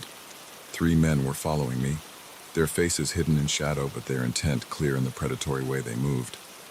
I walked faster, my hands clenched into fists at my sides. The exit of the alley seemed impossibly far away. I could hear the men behind me picking up their pace too, no longer trying to be subtle. "Hey, sweetheart," one of them called out, his voice rough and mocking. "Where are you off to in such a hurry?" I didn't respond, just kept walking, my eyes fixed on the distant glow of the street ahead. Maybe if I ignored them, they'd leave me alone. But then I felt a hand grab my arm, yanking me backwards. I spun around, coming face to face with my pursuers. Up close, I could see them clearly. 3 men, all bigger than me, with hard eyes and cruel smiles. "Didn't your mama teach you it's rude to ignore people?" The one holding my arm sneered. His breath reeked of alcohol and cigarettes. I tried to pull away, but his grip tightened. "Please," I said, hating how small and scared my voice sounded. "I'm late for work. I don't want any trouble." They laughed, the sound echoing off the alley walls. "Hear that, boys?" the leader said. "She doesn't want any trouble. Well, ain't that just too bad?" Fear coursed through me, making it hard to think. I knew I should scream, run, fight, do something. But I felt paralyzed like a rabbit caught in a trap. The man holding me pushed me against the wall, his face inches from mine. "Now why don't you hand over that pretty little purse of yours, and maybe we'll let you go." I clutched my bag tighter, knowing it contained not just my wallet but also my textbooks, my notes, everything I needed for my exam tomorrow. "No," I said, surprised by the firmness in my voice. His eyes narrowed. "No, I don't think you understand the situation here, sweetheart. We're not asking—" He reached for my bag, but something in me snapped. Maybe it was the fear, maybe it was anger at being cornered like this. But suddenly I was done being the victim. I brought my knee up hard, catching him right in the groin. He let out a pained grunt and doubled over. Not wasting a second, I shoved past him and ran. I could hear shouts behind me, footsteps pounding on the pavement, but fear and adrenaline propelled me forward faster than I'd ever run before. The end of the alley was in sight now, the bright lights of the main street a beacon of safety. Just a little further. A hand grabbed the back of my shirt, yanking me backwards. I stumbled, nearly falling, but managed to keep my feet under me. I spun around, coming face to face with one of the men. His eyes were wild with anger, his hand raised to strike. Without thinking, I swung my bag with all my might. The heavy textbooks connected with the side of his head with a satisfying thud. He staggered back, dazed. I turned and ran again, my lungs burning and my heart pounding so hard I thought it might burst from my chest. I could see people on the main street now, oblivious to the drama unfolding in the alley. "Help!" I screamed as I burst out onto the sidewalk. "Someone help me!" Heads turned, people stopped in their tracks, and behind me I heard the sound of retreating footsteps as my attackers melted back into the shadows of the alley. A couple rushed over to me, the woman putting a comforting arm around my shoulders while the man peered down the alley, phone in hand, as he called the police. It was over. I was safe. The next hour passed in a blur of police statements and concerned questions. By the time I finally made it to the diner, I was over an hour late for my shift. But when Mel saw my tear-streaked face and the police officer accompanying me, his usual gruff demeanor softened. "Good Lord, kid," he said, ushering me to a booth. "Forget about your shift. You sit down and I'll get you some coffee." As I sipped the hot, strong coffee, my hands still shaking slightly, I couldn't stop thinking about how differently the night could have ended. If I'd been a little slower, a little weaker, a little more afraid. But I hadn't been. When it mattered most, I'd found a strength I didn't know I had. I'd fought back. I'd survived. The police never caught the men who attacked me, but in the days and weeks that followed, I refused to let fear rule my life. I took self-defense classes, started carrying pepper spray, and yes, I avoided dark alleys. But I also kept walking to work, kept pursuing my dreams, kept living my life, because I'd learned something important that night. The world can be a dangerous place, full of shadows and threats, but we're stronger than we know.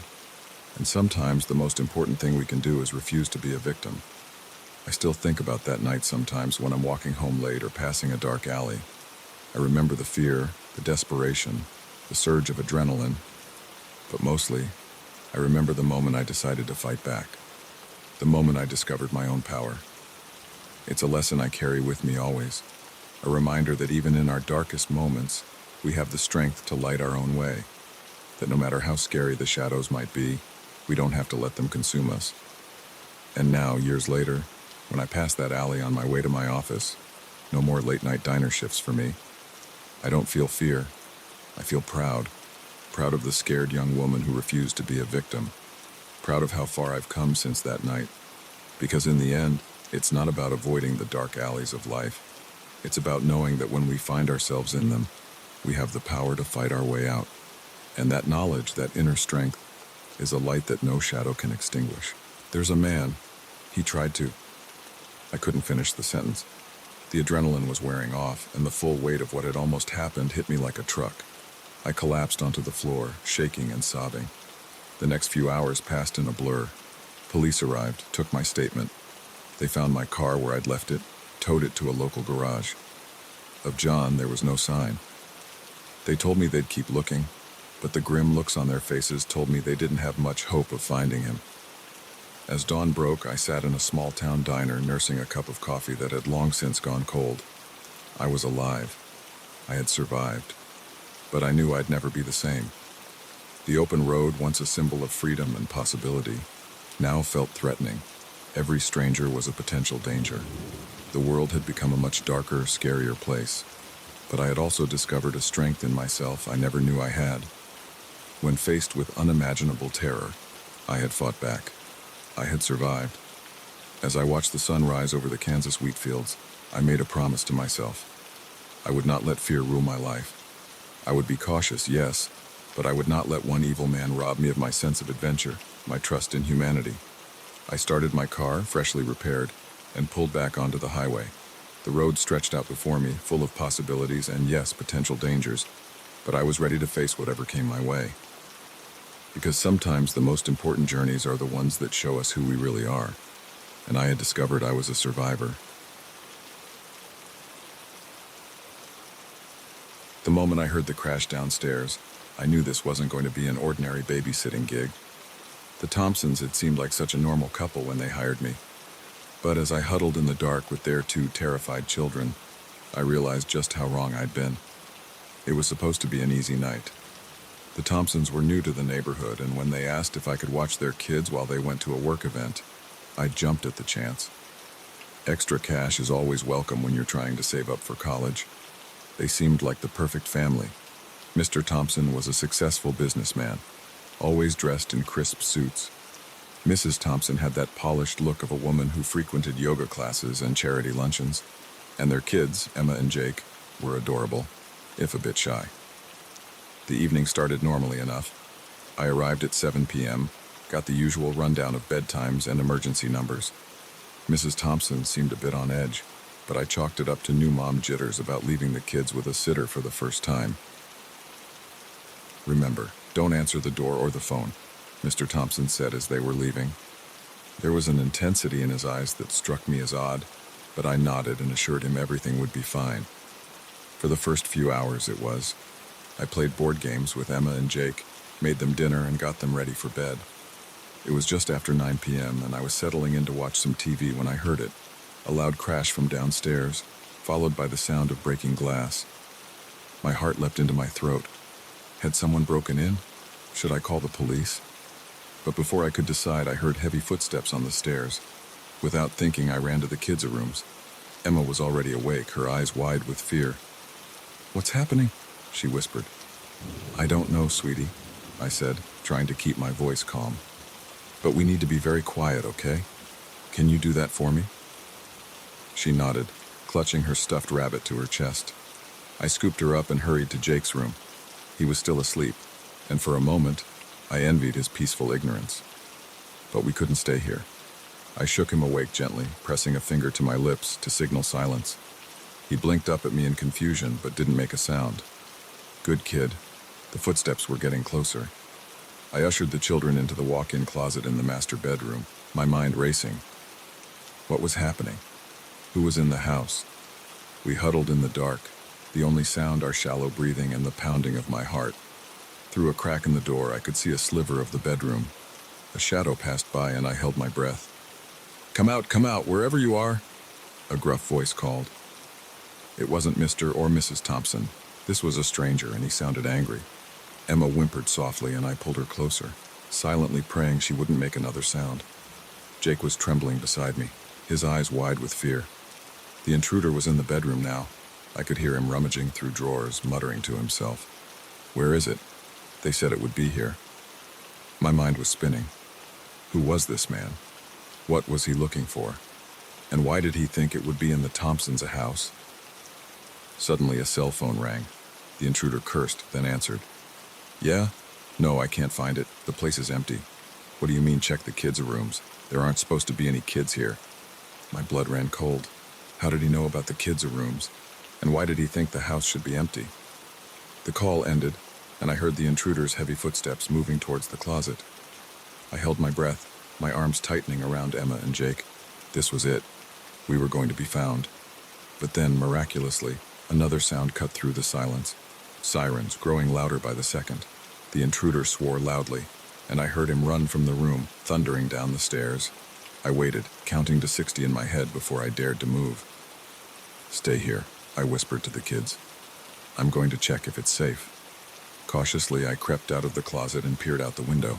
Police cars were pulling up outside, their lights painting the quiet suburban street in flashes of red and blue. The front door was wide open, but there was no sign of the intruder. I grabbed the house phone from the bedside table and dialed 911, my hands shaking. There's been a break-in, I said when the operator answered. I'm the babysitter. I'm here with 2 children. We're upstairs, and I think the intruder has left, but I'm not sure if it's safe to come down. The operator assured me that officers were already inside the house and that someone would be up to get us soon. True to her word, moments later a police officer appeared in the doorway, his gun drawn but pointed at the floor. It's okay, he said gently. You're safe now. Can you come out slowly?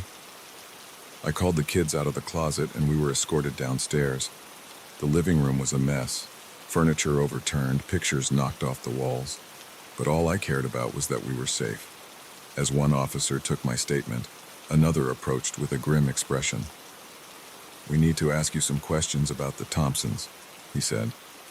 My stomach dropped. What about them? Are they okay? The officer sighed. Ma'am, I'm afraid the Thompsons aren't who they said they were. Their real names are David and Sarah Connors. They're wanted for embezzlement and fraud in 3 states. I felt like I'd been punched in the gut. But what about the kids? The children are safe, he assured me. But I'm afraid they're not actually the Connors kids. They were kidnapped 6 months ago from their real parents in Ohio. The room spun around me. I sank onto the couch trying to process this information. The perfect family I thought I knew was a complete lie. And those poor children. Over the next few hours, the full story came out. The Connors, or Thompsons, had been running a complex financial scam for years. They'd stolen millions and were always one step ahead of the law. The kidnapped children were part of their cover, a way to appear like a normal, upstanding family. The man who broke in was working for some of the people they'd scammed, looking for evidence. He hadn't expected anyone to be home, which is why the Connors had been so insistent that I not answer the door or phone. They knew someone might be coming for them. As for Emma and Jake, whose real names turned out to be Lily and Max, they were reunited with their actual parents the next day. The joy and tears on their faces as they hugged their real mom and dad is something I'll never forget. In the aftermath, I was hailed as a hero for protecting the children, but I didn't feel like a hero. I felt naive and foolish for not seeing through the Connors charade. And I felt heartbroken for Lily and Max, whose world had been turned upside down not once but twice. The experience changed me. I became more cautious, more observant. I learned that appearances can be deceiving, and that sometimes the most dangerous predators are the ones who look the most normal. But I also learned about my own strength. When it mattered most, I had kept my cool and protected those kids. I had faced a terrifying situation and come out the other side. Now, years later, I still think about that night sometimes. I wonder about Lily and Max, hoping they found happiness with their real family. I think about the Connors, serving time in federal prison, and I wonder if they ever felt guilty about the lives they destroyed. Most of all, I think about how quickly an ordinary night can turn into something extraordinary, and how we never really know what secrets might be lurking behind closed doors. I still babysit occasionally, but now I always trust my instincts. If something feels off, I pay attention. Because I learned the hard way that sometimes the real danger isn't the stranger breaking in. It's the people who invited you in the first place. That night taught me that bravery isn't about not being scared. It's about doing what needs to be done even when you're terrified. It's about protecting those who can't protect themselves. And sometimes it's about facing the darkness and emerging stronger on the other side. I may not be the same naive girl who walked into the Thompsons' house that night, but I'm stronger, wiser, and more prepared for whatever life might throw my way. And in the end, that's a lesson worth learning, even if the teaching of it was more terrifying than I ever could have imagined.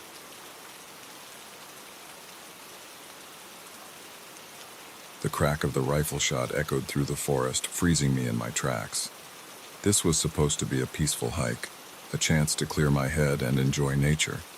Instead, I found myself witness to something I was never meant to see, and now I was running for my life.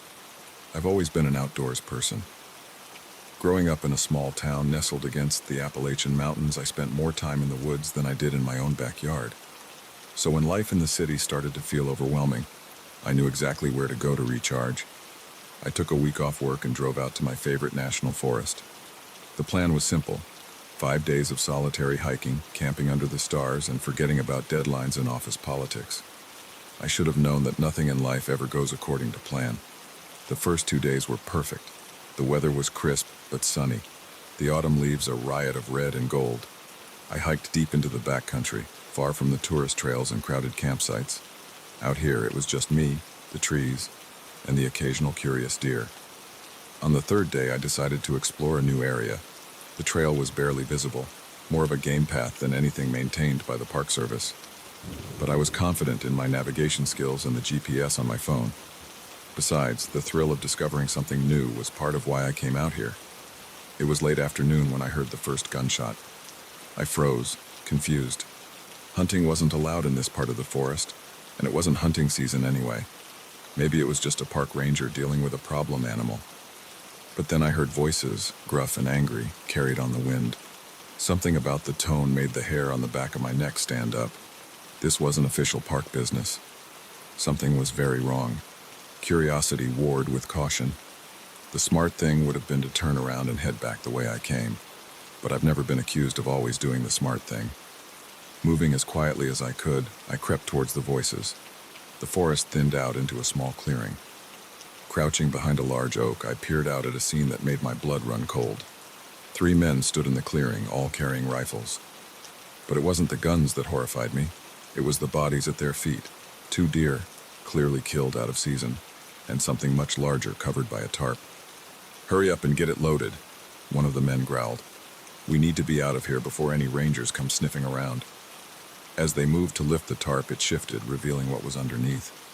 I had to clamp my hand over my mouth to stifle a gasp. It wasn't a deer. It was a bear. A massive grizzly, its fur matted with blood. Poachers. I was witnessing illegal poachers in action. My mind raced. I needed to document this, to report it. As slowly and quietly as I could, I reached for my phone. If I could just get a picture. The snap of a twig under my foot sounded like a gunshot in the quiet forest. 3 heads whipped in my direction. "What was that?" one of the men said, raising his rifle. I didn't wait to see if they'd spot me. I turned and ran, crashing through the underbrush with none of the stealth I'd used to approach. Behind me, I heard shouts and then, terrifyingly, the sound of pursuit. "Get him," a voice roared. "Don't let him get away." Fear gave me wings. I sprinted through the forest, ducking under branches and leaping over fallen logs. But I could hear them behind me, gaining ground. They knew these woods too. And they were motivated by more than just the thrill of the chase. A rifle shot cracked the air, splintering bark off a tree inches from my head. They were shooting at me. This wasn't about catching a witness anymore. They were trying to eliminate me. I veered sharply to the left, hoping to throw off their aim. My lungs were burning, my legs felt like lead, but I didn't dare slow down. I just needed to reach my campsite. I had a satellite phone there. I could call for help. But in my panic, I'd lost my bearings. Nothing looked familiar. I was running blind, driven purely by the need to get away. Another shot. Closer this time. I felt something hot graze my arm and looked down to see a tear in my jacket. blood welling up from a shallow cut. The reality of my situation hit me like a physical blow. These men were going to kill me if they caught me. I burst through a thicket and found myself at the edge of a steep ravine. Far below, I could hear the rush of a river. For a moment, I froze, unsure which direction to take. The sound of my pursuers was getting closer. Making a split-second decision, I began to scramble down the ravine. It was steep and treacherous, loose rocks sliding under my feet. More than once, I nearly lost my footing, saved only by grabbing onto exposed roots or small trees. I could hear the poachers at the top of the ravine now, shouting to each other. They'd lost sight of me in the dense undergrowth. I pressed myself against the rocky slope, trying to control my ragged breathing. "He must have gone down," one of them said. "You two go around, cut him off at the bottom. I'll follow his trail." My heart sank. They were going to trap me. I looked down at the river, churning white water over rocks. It was a long drop and the current looked deadly. But what choice did I have? Taking a deep breath, I pushed off from the ravine wall and half ran, half slid down the slope. Rocks clattered down around me, giving away my position. I heard a shout from above, followed by another gunshot, but I was moving too fast, too erratically for them to get a clear shot. I hit the water feet first, the icy shock driving the air from my lungs. The current immediately grabbed me, pulling me under. For a terrifying moment, I was completely disoriented, tumbling in the freezing water. Then survival instinct kicked in and I fought my way to the surface, gasping for air. The river carried me swiftly downstream, away from the poachers. I could hear their frustrated shouts fading behind me, but I wasn't safe yet. The water was treacherous, full of hidden rocks and swirling eddies. More than once I was pulled under, each time fighting my way back to the surface with increasing desperation. Finally, the river widened and slowed. With the last of my strength, I managed to swim to the bank and drag myself out of the water. I lay there on the rocky shore, coughing and shivering for what felt like hours. As the adrenaline wore off, the reality of my situation set in. I was soaking wet in near freezing temperatures. Night was falling. I had no idea where I was, and somewhere out in these woods were 3 armed men who wanted me dead. My phone was gone, lost in the river. I had nothing but the clothes on my back and whatever I had in my pockets. But I was alive, and as long as I was alive, I had a chance.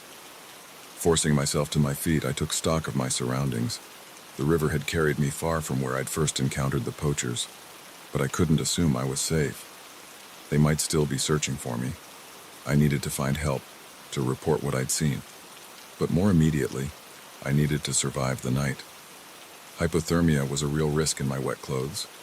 Moving as quickly as my battered body would allow, I gathered what dry wood I could find. My waterproof matches were still in my pocket, a small miracle. Soon I had a small fire going, hidden in a natural depression to avoid detection. As I huddled by the meager warmth, trying to dry my clothes, I replayed the events of the day in my mind. The image of that dead bear haunted me. How long had these poachers been operating here? How many animals had they killed? I knew I couldn't let them get away with it. Somehow I had to make it back to civilization and report what I'd seen. But first I had to survive. The night was long and cold. Every snapping twig made me jump, convinced the poachers had found me. But dawn came, and with it, renewed determination. I set out at first light, following the river downstream. Civilization had to be somewhere in that direction. My body ached. I was hungry and still damp, but I pushed on. The thought of those men continuing their illegal hunting drove me forward. It was late afternoon when I finally heard the sound of voices. Not the gruff shouts of the poachers, but the cheerful chatter of hikers. I nearly cried with relief. The hikers were shocked to see me, dirty, bruised, and wild-eyed. They gave me food and water, and one of them had a satellite phone. Within hours, I was in a ranger station, telling my story to increasingly wide-eyed officials. The aftermath was a whirlwind of police statements, Park Service investigations, and media attention. They found my abandoned campsite and, guided by my description, the poachers' killing ground. The men were arrested a week later trying to sell the bear parts on the black market. I was hailed as a hero by conservation groups, but I didn't feel like one. I had simply been in the right place at the wrong time, and then done what anyone would do, run for my life. The experience changed me, though. I still love the outdoors, still feel most at home under an open sky. But now I'm more aware of the darker side of human nature. the greed that would destroy something as magnificent as that bear for profit. I go back to those woods sometimes, not to the exact spot. I don't think I'll ever be ready for that, but to remind myself of what's at stake, to remember that sometimes doing the right thing means taking a risk, and to appreciate the wild places we have left and the importance of protecting them, because in the end, that's what it's all about. Not the fear or the chase or even the narrow escape. It's about standing up for something bigger than yourself, even when it's dangerous, even when it's terrifying. Because if we don't, who will?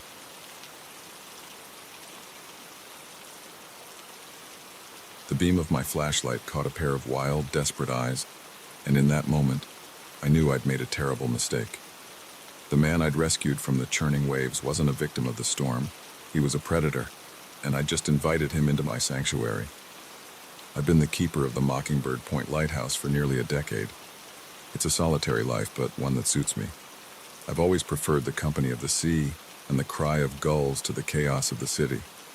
Most days, my biggest challenge is keeping the light burning bright and the windows clean of salt spray. But that night was different. The storm had been brewing for days, a monster of a system that had the Weather Service issuing dire warnings up and down the coast. I'd battened down the hatches, made sure the emergency generator was fueled up, and settled in for a long night of vigilance. The wind howled around the tower, rain lashing against the windows with such force I half expected them to shatter. Waves crashed against the rocks below, their roar a constant backdrop to the storm's fury. It was the kind of night that reminded you of nature's awesome, terrifying power. I was up in the lantern room, making sure the light was steady, when I saw it, a flicker of movement in the churning sea below. At first I thought it was debris, maybe part of a broken boat, but then I saw an arm wave, and my heart leapt into my throat. There was someone out there. I didn't stop to think. I grabbed my emergency kit and rain gear and rushed down the spiral staircase, taking the steps two at a time. The wind nearly knocked me off my feet as I burst out of the lighthouse door, but I leaned into it, making my way down the treacherous path to the small cove below. The waves were massive, crashing over the breakwater and sending spray high into the air. I could barely make out the figure in the water being tossed about like a rag doll. How he'd ended up out there I couldn't imagine, but I knew he wouldn't last long in these conditions. I'm a strong swimmer. You have to be in this job. But even I hesitated at the edge of the water. It would be suicide to go in after him. Instead, I uncoiled the rescue rope from my kit and began to swing it over my head. "Hey!" I shouted, my voice nearly lost in the storm. "Over here, grab the rope." I saw him turn towards me, fighting against the current. I threw the rope with all my might, praying it would reach him. The first attempt fell short, but on the second try I saw his hands close around it. "I've got you," I yelled, bracing myself against a rock and beginning to pull. It was like trying to haul in a whale. The combination of his waterlogged weight and the pull of the tide was almost more than I could manage. My muscles screamed in protest, but I gritted my teeth and kept pulling. Inch by agonizing inch, I dragged him toward shore. As he got closer, I could see he was a large man, easily 6 feet tall and solidly built.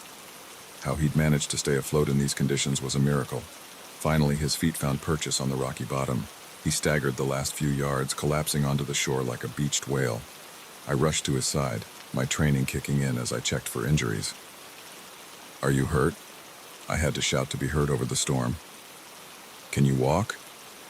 He nodded, coughing up seawater.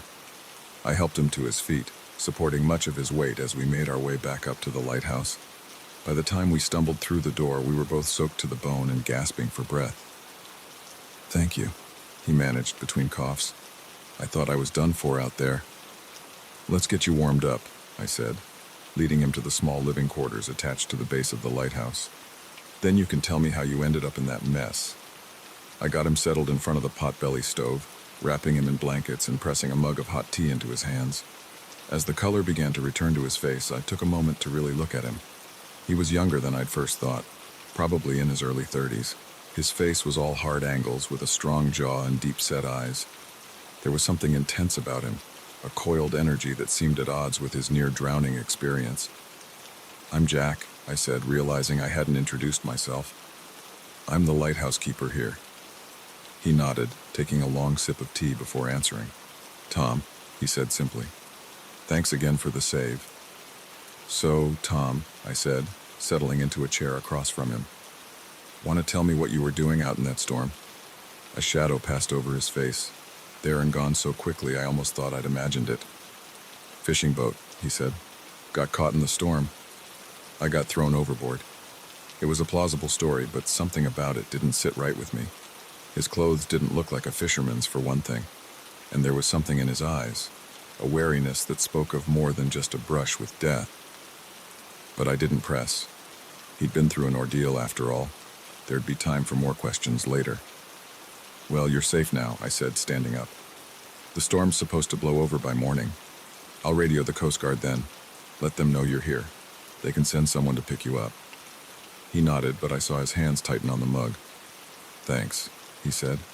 I appreciate all you've done. I showed him to the small guest room we kept for the occasional inspector or maintenance worker. Try to get some rest, I said. Shout if you need anything. As I closed the door behind me, I couldn't shake the feeling that something was off. But I pushed the thought aside. I had a lighthouse to run, storm or no storm. The night wore on, the storm gradually losing its fury. I made my rounds, checking the light and the equipment, always aware of my unexpected guest just a few rooms away. It was nearing dawn when I heard it, a soft creak of floorboards that didn't match the usual sounds of the lighthouse. I froze, listening intently. There it was again, closer this time. I turned slowly to see Tom standing in the doorway of the watchroom, his expression unreadable in the dim light. Everything okay? I asked, fighting to keep my voice casual. Need something? He took a step forward, and I noticed for the first time that he was holding something. My blood ran cold as I realized it was the heavy wrench from my toolkit. I'm sorry, Jack, he said, his voice low and intense. I can't let you make that call to the Coast Guard. The pieces fell into place with sickening clarity. He wasn't a fisherman. He was running from something or someone. Look, I said, raising my hands placatingly. I don't know what kind of trouble you're in, but we can figure this out. You don't have to do anything rash. He laughed, a harsh, humorless sound. You don't understand. There's no figuring this out. I'm in too deep. He took another step forward and I backed up, my mind racing. I was trapped up here in the lantern room, a steep spiral staircase the only way down. If it came to a physical confrontation, I didn't like my odds against him. Just let me go, he said. Forget you ever saw me. I'll find my own way off this rock. I shook my head. You know I can't do that, Tom. Whatever you're mixed up in, turning yourself in has got to be better than adding assault or worse to your charges. For a moment, I thought I saw a flicker of doubt in his eyes. But then his expression hardened. I'm not going back, he growled. I can't. He lunged forward suddenly, the wrench arcing through the air towards my head. I ducked, feeling the wind of its passage ruffle my hair. Off balance, he stumbled past me, crashing into the railing that surrounded the light. Without thinking, I threw myself at him, grabbing for the wrench. We grappled, teetering dangerously close to the edge. The storm had died down, but this high up, the wind was still fierce, pulling at our clothes and drowning out our grunts of effort. I managed to get a hand on the wrench, trying to pry it from his grip. He was stronger than me, but I was fighting for my life, desperation lending me strength. Suddenly, his foot slipped on the wet floor. I saw the moment of panic in his eyes as he lost his balance, tipping backwards over the railing. His hand shot out, grabbing my shirt, and for one terrifying moment, I thought he was going to pull me over with him. But then his grip loosened, and he was falling, a cry of terror torn from his throat as he plummeted towards the rocks below. I stood there, frozen in horror for what felt like an eternity. The wrench slipped from my numb fingers, clattering to the floor. Slowly, as if in a dream, I made my way down the stairs and out of the lighthouse. The storm had passed, the first light of dawn painting the sky in pastel hues. It was beautiful, peaceful, a stark contrast to the violence of moments before. I found Tom's body on the rocks, broken and still. The tide was coming in, waves already lapping at his feet. Soon the sea would claim him, erasing all evidence of the night's events. For a long moment I stood there, the weight of what had happened pressing down on me. Then, moving as if on autopilot, I made my way back to the lighthouse and placed a call to the Coast Guard. "This is Mockingbird Point," I said. my voice sounding strange to my own ears. I need to report an accident. The official investigation ruled it just that, an accident.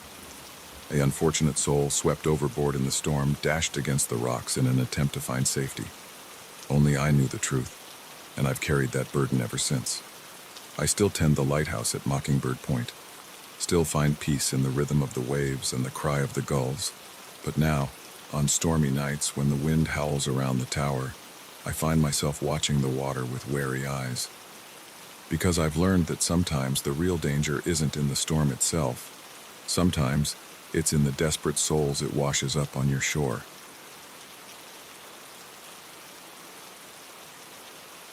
The moment I saw the gun, I knew I'd stumbled into something far more dangerous than a simple case of mistaken identity. What I didn't know was that this dingy motel room was about to become the stage for a nightmare I couldn't have imagined in my wildest dreams. It was supposed to be a quick overnight stay, just a place to catch some sleep before continuing my cross-country drive. The Sleepy Pine Motel wasn't much to look at, a run-down relic from the 1950s that had seen better days. But it was cheap, and I was tired. That's how I justified it to myself anyway. The night clerk barely looked up from his ancient TV as he handed me the key to room 7. "Check-out's at 11, he grunted, already turning his attention back to whatever late-night infomercial was playing. I shouldered my overnight bag and made my way across the cracked parking lot. The neon vacancy sign flickered weakly, casting an eerie red glow over the weathered doors. A cat yowled somewhere in the darkness, making me jump.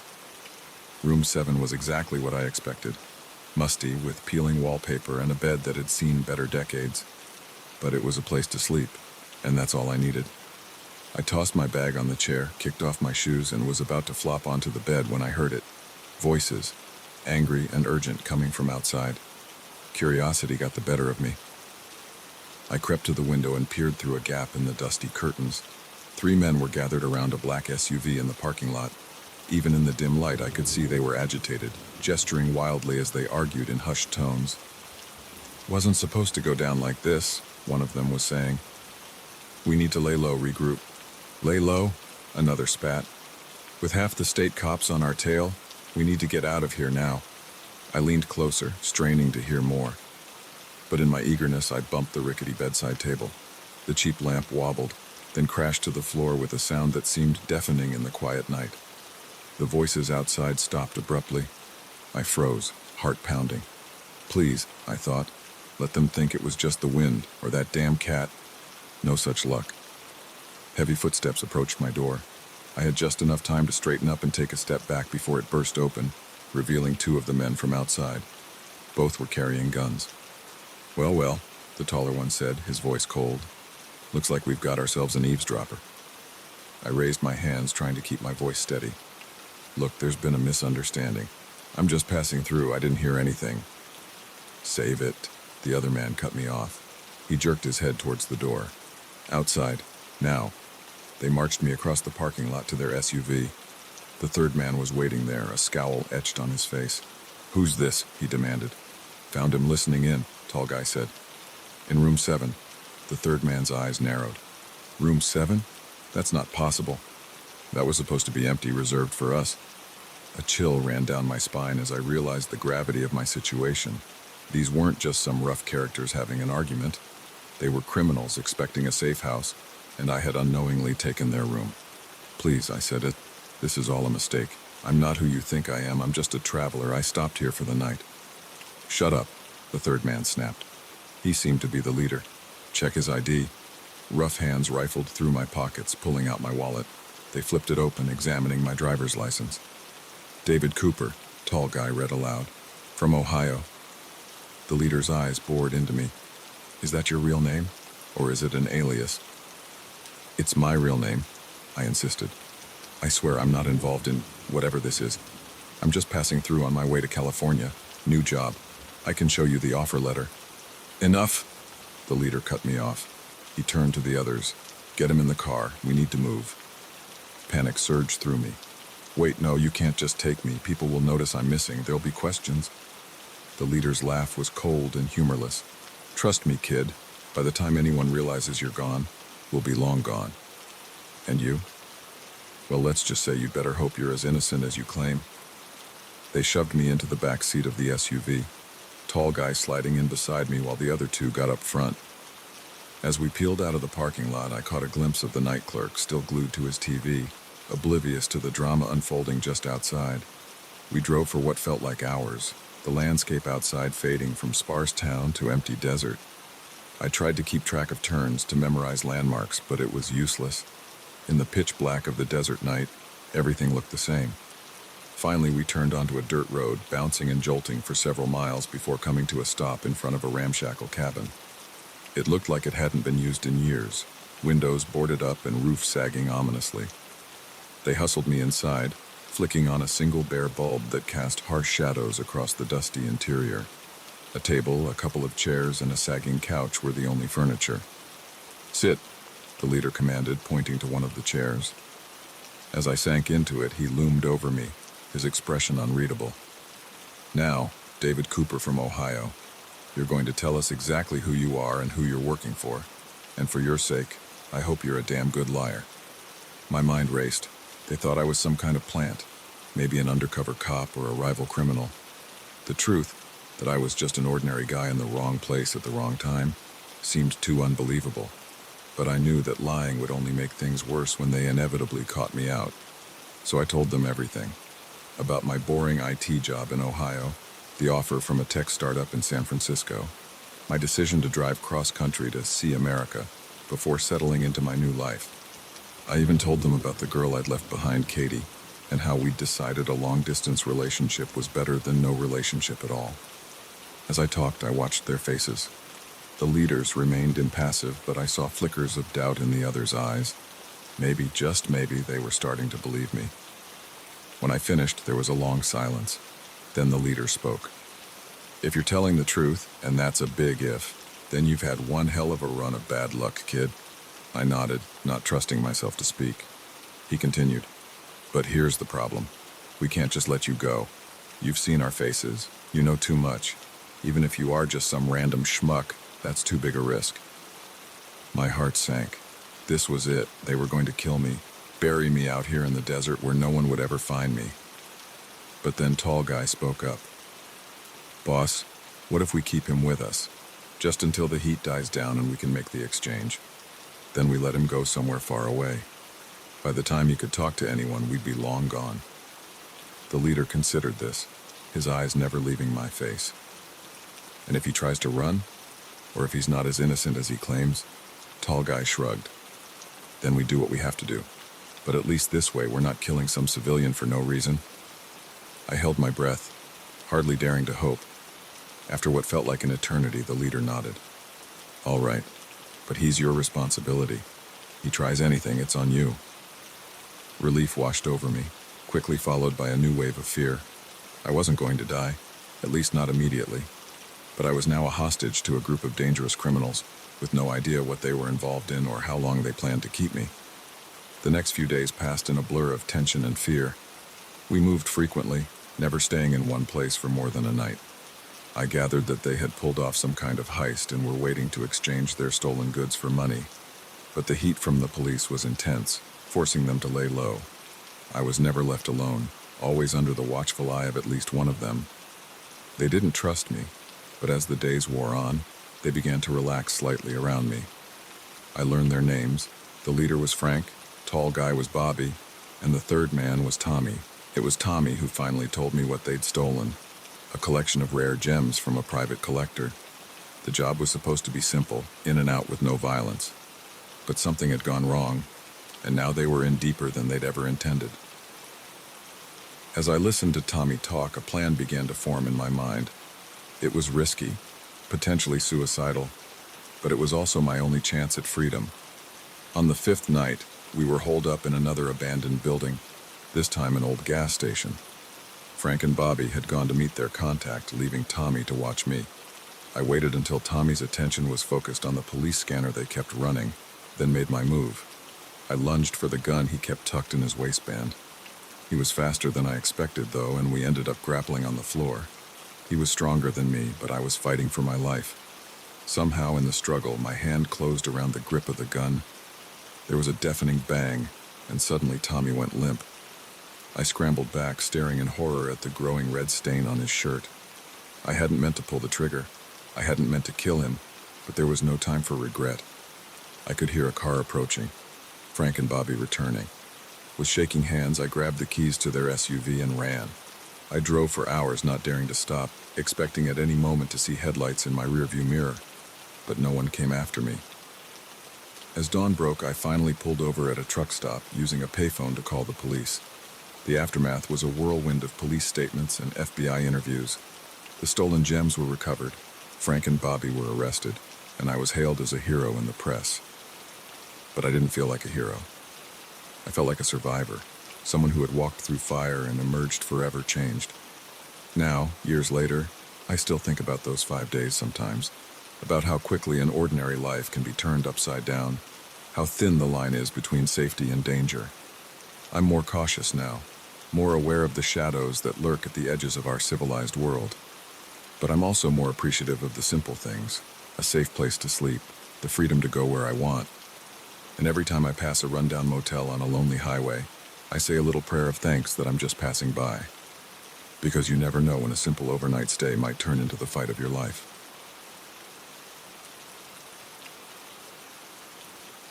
The first warning sign should have been the way the locals clammed up whenever I mentioned my father's name. But I was too caught up in the novelty of inheriting a house to notice the undercurrent of fear that rippled through this small Tennessee town. It wasn't until I found the hidden room in the basement that I realized just how deep my father's secrets ran and how dangerous they could be for me. I never really knew my dad. He left when I was just a kid, sending the occasional birthday card or Christmas gift, but never making much of an effort to be part of my life. So when I got the call that he had passed away and left me his house and his will, I was more surprised than grief-stricken. The lawyer described it as a modest property in a quiet town, which sounded perfect to me. I'd been feeling burnt out in my corporate job in the city, and the idea of a change of pace was appealing. Plus, free house. Who could say no to that? I arrived in Millbrook on a sunny Tuesday afternoon. The town was exactly what you'd expect from small-town America. A main street lined with mom-and-pop shops, a diner that looked like it hadn't changed since the 1950s, and more churches than you'd think necessary for a population of just over 5,000. My dad's house was on the outskirts of town, a 2-story colonial with peeling white paint and a slightly overgrown lawn. It wasn't much to look at, but it was mine. I spent the first day cleaning and exploring, trying to get a sense of the man my father had been through the possessions he'd left behind. That's when I started to notice things, little oddities that didn't quite add up, like the fact that there were no family photos anywhere in the house, not even of me, or the way the bookshelves were filled with dense texts on finance and international banking. Not exactly light reading for a man who, as far as I knew, had worked as a local handyman, but it was the safe that really piqued my curiosity. I found it hidden behind a painting in the study, a heavy-duty model that looked like it belonged in a bank rather than a private home. It took me 3 days to crack it, using every trick I'd learned from late-night YouTube binges. When it finally swung open, I wasn't prepared for what I found inside. Stacks of cash in various currencies, passports with my father's picture but different names, and a leather-bound ledger filled with columns of numbers and cryptic notations. I stayed up all night poring over that ledger, trying to make sense of it. By dawn, I had a sinking feeling in my stomach. These weren't the accounts of a small-town handyman. They were the records of someone involved in something much bigger and likely illegal. Determined to get to the bottom of things, I decided to start asking around town. That's when I noticed the second red flag, the way people reacted to my father's name. Conversations would stop abruptly. Shopkeepers would suddenly remember urgent errands. Even the chatty waitress at the diner clammed up when I mentioned I was old Jim Cooper's boy. It was clear that my father had been more than just the town hermit. He had been feared. I was mulling this over one evening, nursing a beer on the front porch, when a car pulled up in front of the house. A man got out, tall, well-dressed, with the kind of confidence that comes from being used to people doing what you tell them. "You must be Jim's kid," he said as he approached. There was something in his tone that set me on edge. "I'm Frank.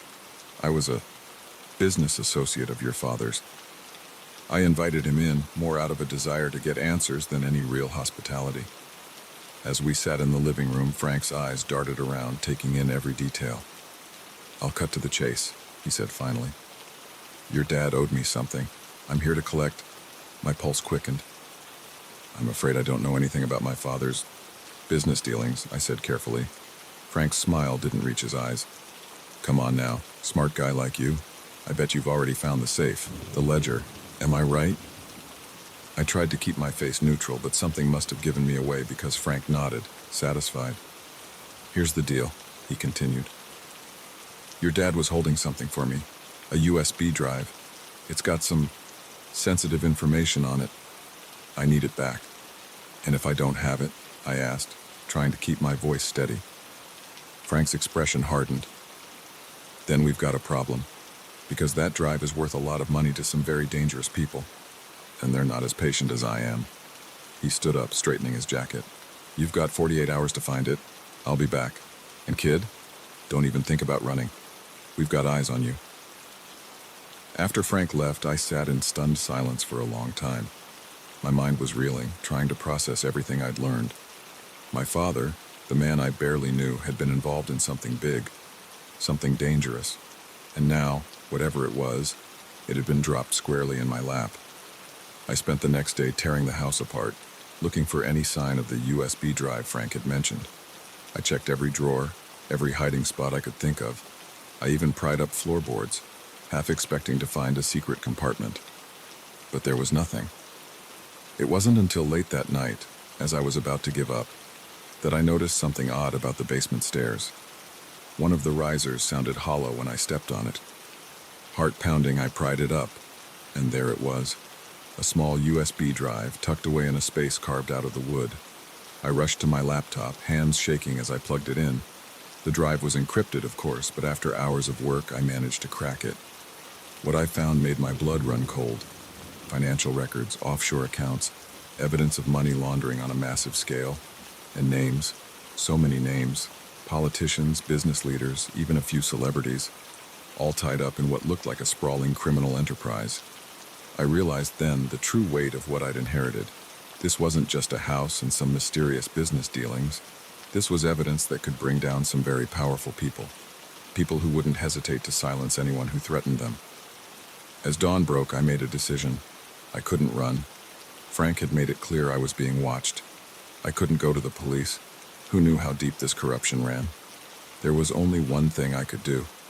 I spent the next day preparing. I made copies of the drive's contents, hiding them in various locations. I wrote down everything I knew, sealing it in envelopes to be mailed to investigative journalists if anything happened to me. And I prepared myself for Frank's return. When he showed up, right on schedule, I was ready. Did you find it? He demanded as soon as I opened the door. I nodded, leading him into the study. The USB drive was sitting on the desk, innocuous and small for something that had caused so much trouble. Frank's eyes lit up when he saw it. He reached for it, but I was faster, snatching it away. Not so fast, I said, surprised by the steadiness in my voice. We need to talk terms. Frank's expression darkened. Terms, kid? You don't get to dictate terms. Just hand it over and we'll call it square. I shook my head. I've seen what's on this drive. I know what it could do to you, to all of you. So here's how this is going to work. You're going to leave me alone. No more threats, no more watching my every move. In exchange, this drive and everything on it stays secret. Frank's hand twitched towards his jacket, and for a heart-stopping moment, I thought he was going to pull out a gun. But then he relaxed, a slow smile spreading across his face. You've got guts, kid. Your old man would be proud. He considered me for a long moment. All right, you keep your mouth shut, we leave you alone. But if I get even a hint that you're thinking about going public, you won't, I assured him. As long as you hold up your end of the bargain. After Frank left, I sat in my father's chair for a long time, the weight of everything that had happened settling over me. I had just blackmailed a criminal organization. I was now the keeper of secrets that could destroy lives and topple empires. In the span of a week, I had gone from a regular guy to... what? A reluctant criminal? A keeper of dangerous knowledge? I wasn't sure. What I did know was that my life would never be the same. The quiet town of Millbrook no longer seemed so quaint and peaceful.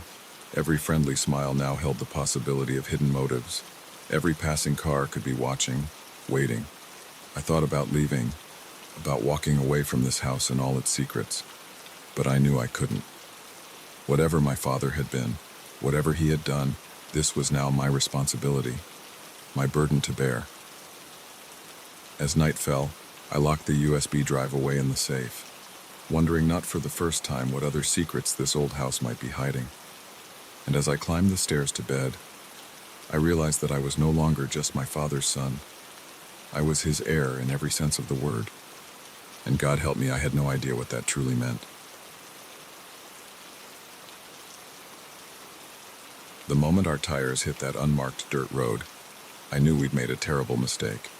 The air seemed to thicken, the shadows deepened, and an uneasy silence fell over our once lively group. Little did we know, our detour was about to turn our carefree road trip into a nightmare that would haunt us for years to come. It was supposed to be the adventure of a lifetime. 5 friends, fresh out of college, embarking on a cross-country road trip before we all settled into our real lives. We'd spent months planning it, mapping out routes, bookmarking quirky roadside attractions, and creating the perfect playlist for our journey. I was behind the wheel that fateful day, with my best friend Sarah riding shotgun. In the back, Mike and Lisa were cuddled up together, while Jack sprawled across the rest of the seat, occasionally piping up with bad jokes or requests to stop for snacks. We were somewhere in the southwest, surrounded by endless stretches of desert and scrubland. The sun was setting, painting the sky in brilliant oranges and pinks, when our GPS suddenly went haywire. "Guys, I think we're lost," I said, squinting at the unhelpful screen. Sarah peered at the map on her phone. "There should be a turn coming up that'll take us back to the highway, maybe a mile or 2 ahead." That's when we saw it. A narrow dirt road branching off to the right. It didn't look like much, but it was the first turn we'd seen in hours. "That's gotta be it," Mike said from the back seat. "Take it." I hesitated. Something about the road felt off, but I couldn't put my finger on why. "I don't know, guys. Maybe we should keep going, find a more main road." "Come on, where's your sense of adventure?" Jack chimed in. "It'll be fine. Worst case, we can always turn back." Outvoted and not wanting to seem like a killjoy, I made the turn. The smooth asphalt gave way to bumpy dirt, kicking up dust that obscured our view in the fading light. We drove for what felt like hours, the landscape growing more desolate with each passing mile. The playful chatter that had filled the car all day slowly died out, replaced by an uneasy silence. Even Jack stopped cracking jokes. It was fully dark when we saw the first sign of civilization, a flickering light in the distance. As we got closer, we could make out the shape of a small gas station, its weathered sign barely legible in the gloom. "Thank God," Lisa murmured. "Maybe we can get directions." I pulled up to the single pump, the gravel crunching under our tires. The place looked like it hadn't been updated since the 1950s, all rusty metal and peeling paint. A lone fluorescent bulb buzzed over the entrance, attracting a cloud of moths. "I'll go in and ask," I said, unbuckling my seatbelt. "You guys wait here." As I stepped out of the car, the hairs on the back of my neck stood up. The air felt wrong somehow, too still and heavy. I could feel eyes on me, though when I looked around I saw no one. The bell over the door jangled as I entered, making me jump. The interior was dimly lit and cluttered, shelves stocked with dusty cans and faded packages. Behind the counter stood an old man, his face a mass of wrinkles and his eyes sharp beneath bushy brows. "Evening," I said, trying to keep my voice steady. "We're a bit lost. Hoping you could point us back to the highway." The old man stared at me for a long moment, his expression unreadable. When he finally spoke, his voice was like gravel. "You shouldn't be here." A chill ran down my spine. "I'm sorry. This ain't a place for outsiders," he continued. "Best turn around and go back the way you came. Quick as you can." Before I could respond, the bell jangled again. I turned to see Sarah standing in the doorway, her face pale. "We need to go," she said urgently. Now, I hurried out after her, my heart pounding. "What's wrong?" She pointed to a beat-up truck that had pulled up beside our car. 2 men were circling it slowly, peering in the windows. Even from a distance, I could see the menace in their posture. We rushed back to the car. Mike had his arm around Lisa, who looked close to tears. Jack was sitting up straight, all traces of his usual laid-back demeanor gone. "Drive," Sarah hissed as we got in. "Just drive. I didn't need to be told twice." I gunned the engine, tires squealing as we peeled out of the gas station. In the rearview mirror, I saw the two men run back to their truck. "They're following us," Jack said, his voice tight with fear. I pressed harder on the accelerator, taking the winding dirt road at a dangerous speed. The truck stayed right on our tail, its headlights filling our car with harsh light. "What do they want?" Lisa cried. "Why are they chasing us?" None of us had an answer. We were just 5 college kids, with nothing of value except maybe our phones and the little cash we had for the trip. This didn't feel like a simple robbery. There was something more sinister at play. We drove for what felt like hours, the truck never more than a few car lengths behind us. Every time I thought we might be losing them, they'd surge forward, nearly clipping our bumper. Then, without warning, our engine began to sputter. "No, no, no," I muttered, watching in horror as the temperature gauge crept into the red. We'd been pushing the car too hard, and now it was giving out.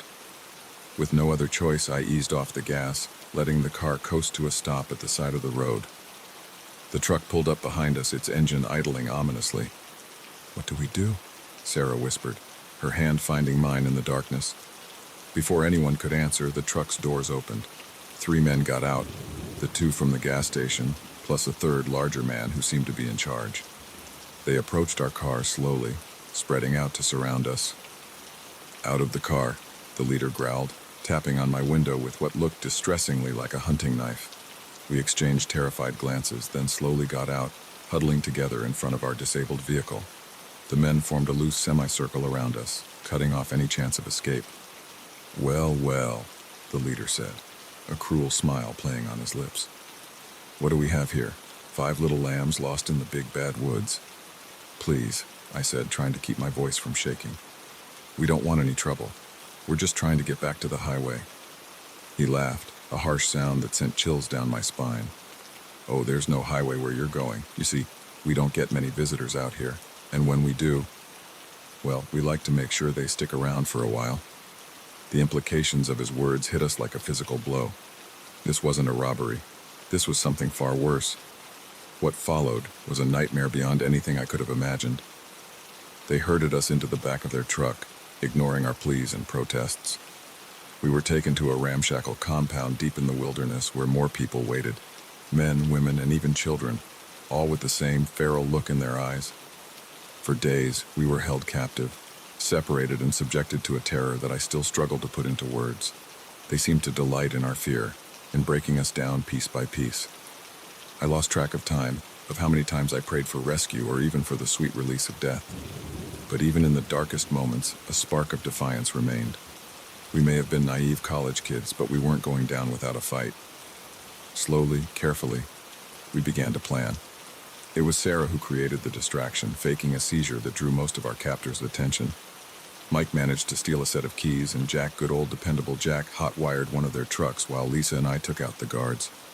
Our escape was chaos, a mad dash through the compound, bullets whizzing past our heads as we piled into the stolen truck.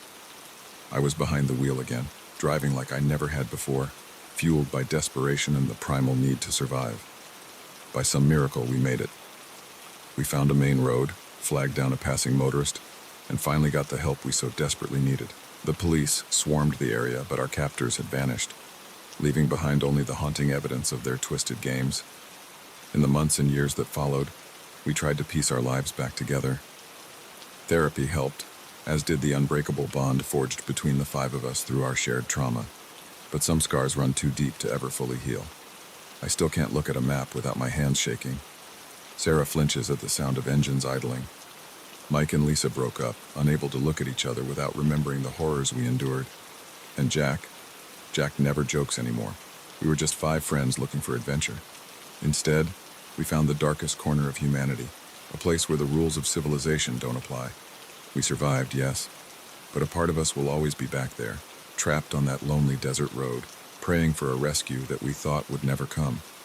So if you're ever on a road trip and you see that unmarked dirt road beckoning with the promise of a shortcut or an adventure, keep driving. Some detours are not worth taking. Some adventures are better left unexplored. And some nightmares, once awoken, can never truly be put back to sleep.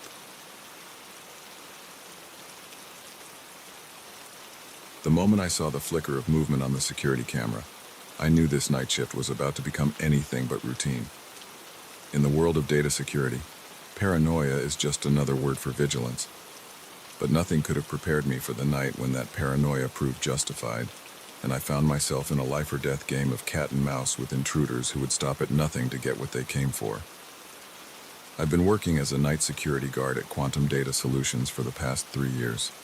It's not the most glamorous job, but it pays well and usually involves nothing more exciting than endless rounds of solitaire and lukewarm coffee. QDS is one of those companies that most people have never heard of, but whose services are used by just about every major corporation and government agency. They specialize in data storage and security, handling the kind of information that could topple economies or start wars if it fell into the wrong hands. That's why security is tight biometric scanners, armed guards during the day, and a state-of-the-art surveillance system that I monitor during the graveyard shift. Most nights, the scariest thing I see is the occasional rat scurrying across the parking lot.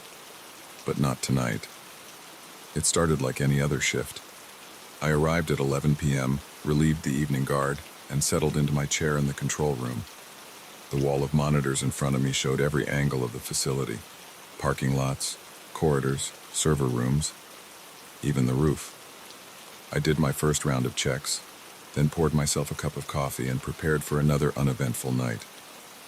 Around 2 a.m., something caught my eye.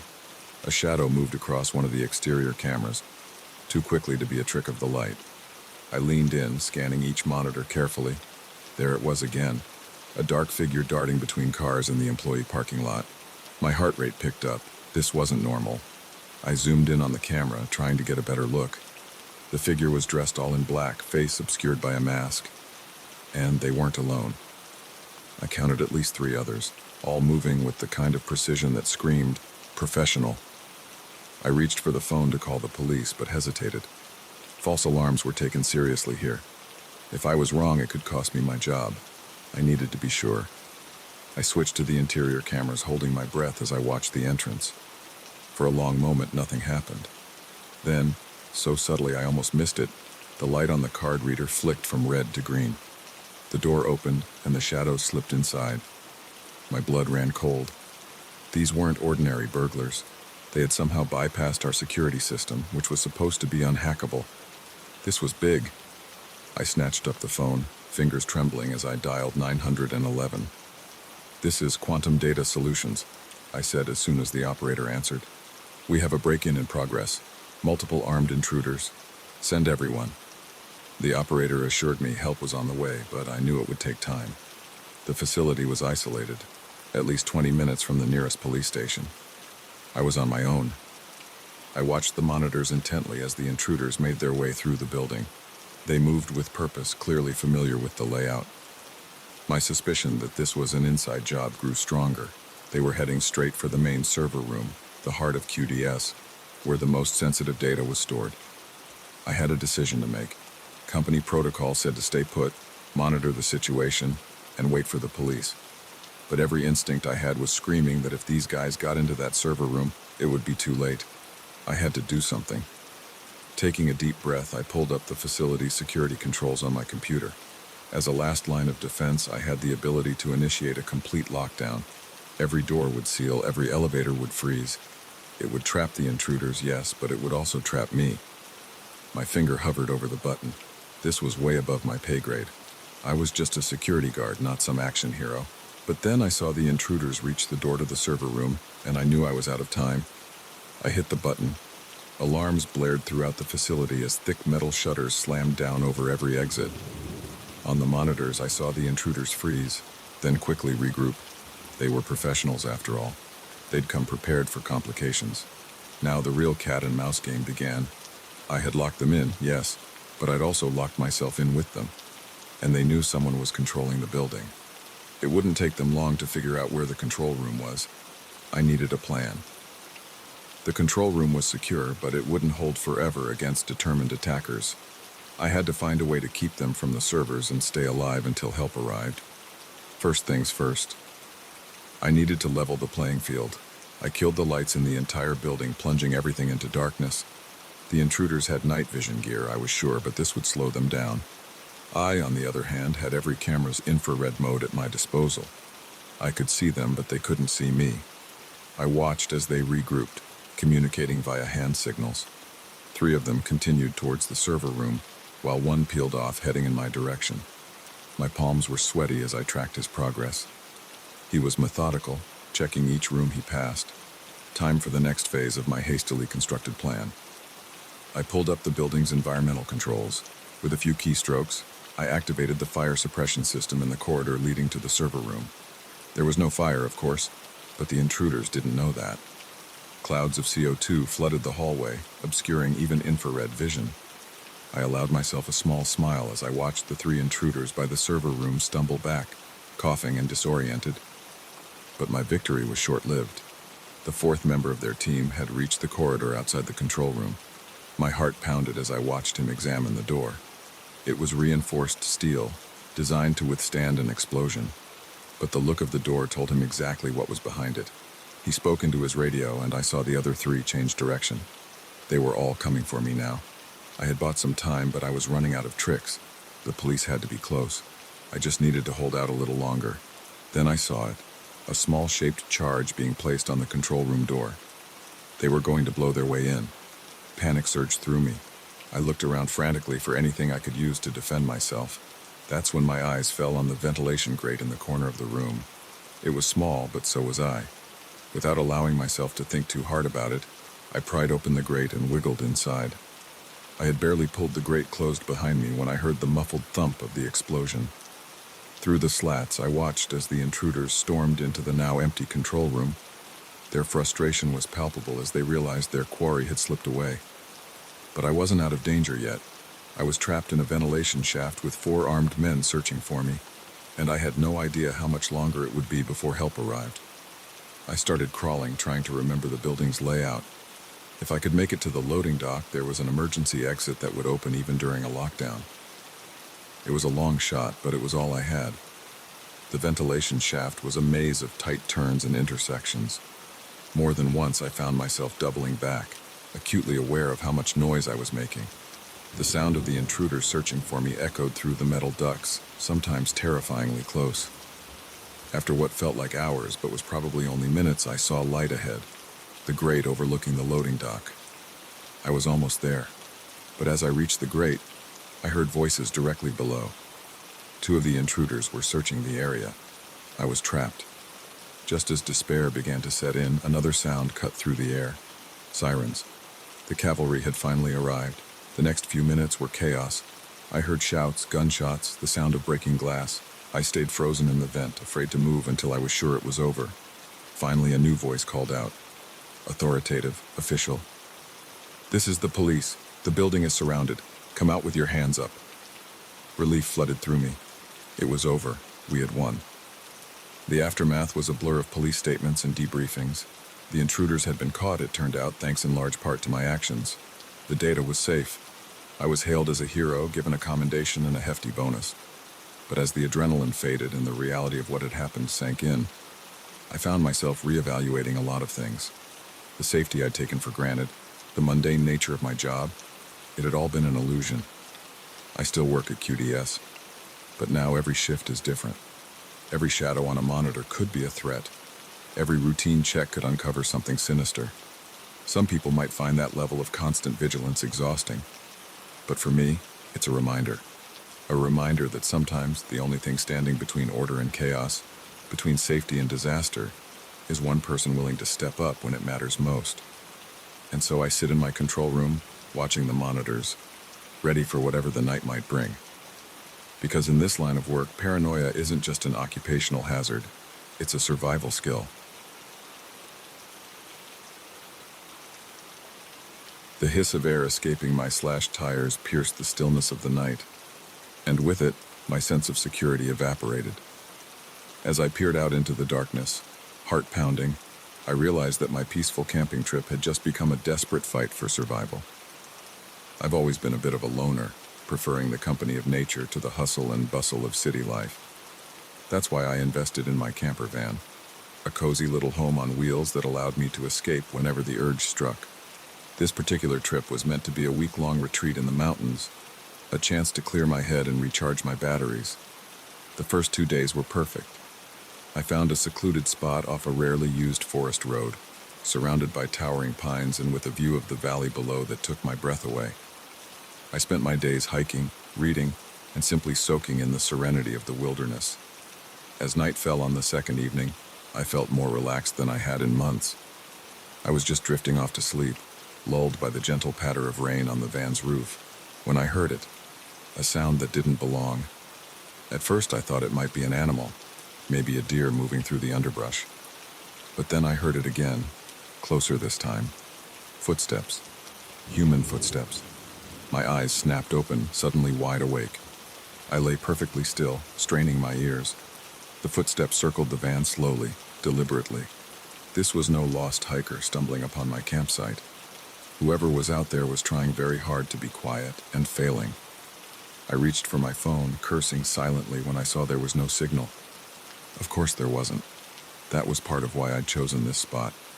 The isolation that had seemed so appealing just hours ago now felt suffocating. The footsteps stopped directly outside my window. I held my breath, heart hammering so loudly I was sure it could be heard outside. For a long moment, nothing happened. Then slowly a shadow passed across the window, a human figure peering in. I squeezed my eyes shut, praying that the darkness inside the van would conceal me. The shadow lingered for what felt like an eternity before finally moving away. I heard more movement outside, then a new sound that made my blood run cold, the unmistakable hiss of air escaping tires. Panic surged through me. I was trapped. Even if I managed to start the van and get away, I wouldn't get far on flat tires, and the nearest town was at least 30 miles away. I forced myself to think. I had supplies, food, water, a first aid kit. I had a hunting knife I kept for protection, though the thought of actually using it made me queasy. What I needed was a plan. Carefully, moving as quietly as I could, I peered out each window of the van. The figure was still out there, a dark shape moving at the edge of my limited vision. Just one, as far as I could tell. Small mercies. I weighed my options. I could stay in the van and hope they left, but that felt too passive. I could try to reason with them, but the methodical way they disabled my vehicle suggested they weren't interested in talking. That left confrontation or escape. The decision was made for me when I heard a new sound, the click of my van's lock being picked. My hands shaking, I grabbed my knife and moved to the back of the van, pressing myself into the darkest corner. The door opened with agonizing slowness. A figure stepped inside, backlit by the faint moonlight filtering through the trees. I could make out broad shoulders, a hood pulled low over their face. In their hand gleamed the unmistakable shape of a gun. My breath caught in my throat. This was really happening. This wasn't some random burglary or wrong place, wrong time scenario. This person had come prepared, had deliberately trapped me here. The realization sent a chill down my spine. The intruder moved further into the van, their free hand groping along the wall. They were looking for the light switch, I realized. In a few seconds, they'd find it, and I'd lose what little advantage the darkness gave me. I had to act now. Without allowing myself to think too hard about what I was doing, I lunged forward. The element of surprise was on my side. The intruder stumbled backwards, caught off guard. We grappled in the confined space, my knife against their gun. In the chaos, the gun went off. The sound was deafening in the small space of the van. I felt a searing pain in my arm, but adrenaline kept me moving. Somehow I managed to knock the gun from their hand. It clattered to the floor of the van, sliding out of reach. The intruder was strong, but I was fighting for my life. I managed to land a solid punch, feeling something crunch beneath my fist. They stumbled back, giving me the opening I needed. I dove for the driver's seat, fumbling for the keys I always left in the ignition. The engine roared to life, drowning out the intruder's shouts. I slammed the accelerator, not caring about the flat tires. I just needed to get away. The van lurched forward, the metal rims scraping against rock and dirt. The ride was rough, each bump sending jolts of pain through my injured arm, but I didn't dare slow down. In the rearview mirror, I could see the intruder stumbling after the van, but they were quickly left behind. I drove for what felt like hours, but was probably only minutes, the van shuddering and groaning in protest. Finally, when I was sure I wasn't being followed, I allowed myself to stop. The adrenaline was wearing off, and the pain in my arm was becoming impossible to ignore. I switched on the interior light, wincing at the brightness. The bullet had grazed my upper arm, leaving a deep, bloody furrow. It hurt like hell, but I knew it could have been much worse. With shaking hands, I managed to bandage the wound using supplies from my first aid kit. Then, exhausted and in pain, I slumped in the driver's seat, trying to process what had just happened. Who was that person? Why had they targeted me? I ran through possibilities in my mind. Random crime, mistaken identity, some enemy from my past I'd forgotten about. None of it made sense. As the first light of dawn began to creep over the horizon, I knew I couldn't stay here. The van was a wreck, limping along on its ruined tires. I needed to find help, to report what had happened. But a part of me was reluctant to leave the safety of my little sanctuary, battered though it was. In the end, necessity won out. I gathered what supplies I could carry in a backpack: water, food, my phone, still without signal, and the first aid kit. With a last look at my beloved van, I set out on foot. The hike was grueling. My arm throbbed with every step, and the weight of the backpack seemed to increase with each passing mile. But fear kept me moving. For all I knew, the intruder was still out there searching for me. It was late afternoon when I finally stumbled onto a paved road. My relief was short-lived, though. There were no cars in sight, no signs of civilization beyond the weathered asphalt stretching out in both directions. I picked a direction at random and started walking. The sun was setting by the time I heard the most beautiful sound in the world, the rumble of an approaching engine. I turned to see a beat-up pickup truck coming my way. I must have looked a sight. Dirty, blood-stained, wild-eyed with exhaustion and lingering fear. But the elderly couple in the truck didn't hesitate to stop. Their kindness nearly undid me, and I found myself fighting back tears as I climbed into the truck bed. They took me to the nearest town, insisting on driving me straight to the small local hospital. The next few hours passed in a blur of police statements and medical treatments. My arm would heal, the doctors assured me. The psychological wounds I suspected would take longer. In the days and weeks that followed, as I recovered and tried to piece my life back together, I couldn't shake the feeling that something had fundamentally changed. The wilderness, once my refuge, now held an edge of danger I couldn't ignore. Every shadow seemed to hide a potential threat. Every unexpected sound sent my heart racing. They never caught the person who attacked me. The police had theories. A drifter preying on isolated campers, maybe. Or someone with a grudge against van life tourists. But no arrests were made. No real closure offered. I sold the van. I couldn't bear to look at it. Couldn't imagine ever feeling safe in it again. But I couldn't quite bring myself to give up on the outdoors entirely. These days, I stick to established campgrounds, always with other people nearby. I carry a satellite phone, and I've taken self-defense classes.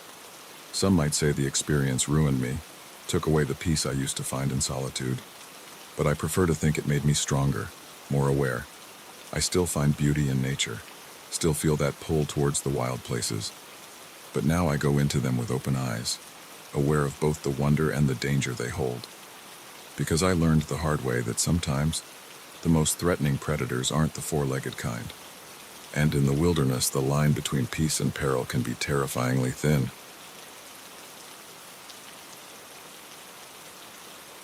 The moment I saw the gun tucked into the waistband of the man's jacket, I knew this wasn't going to be an ordinary ferry crossing. What I didn't know was that by the end of the night, I'd be fighting not just for my own life, but for the lives of everyone on board. I've always loved ferry rides.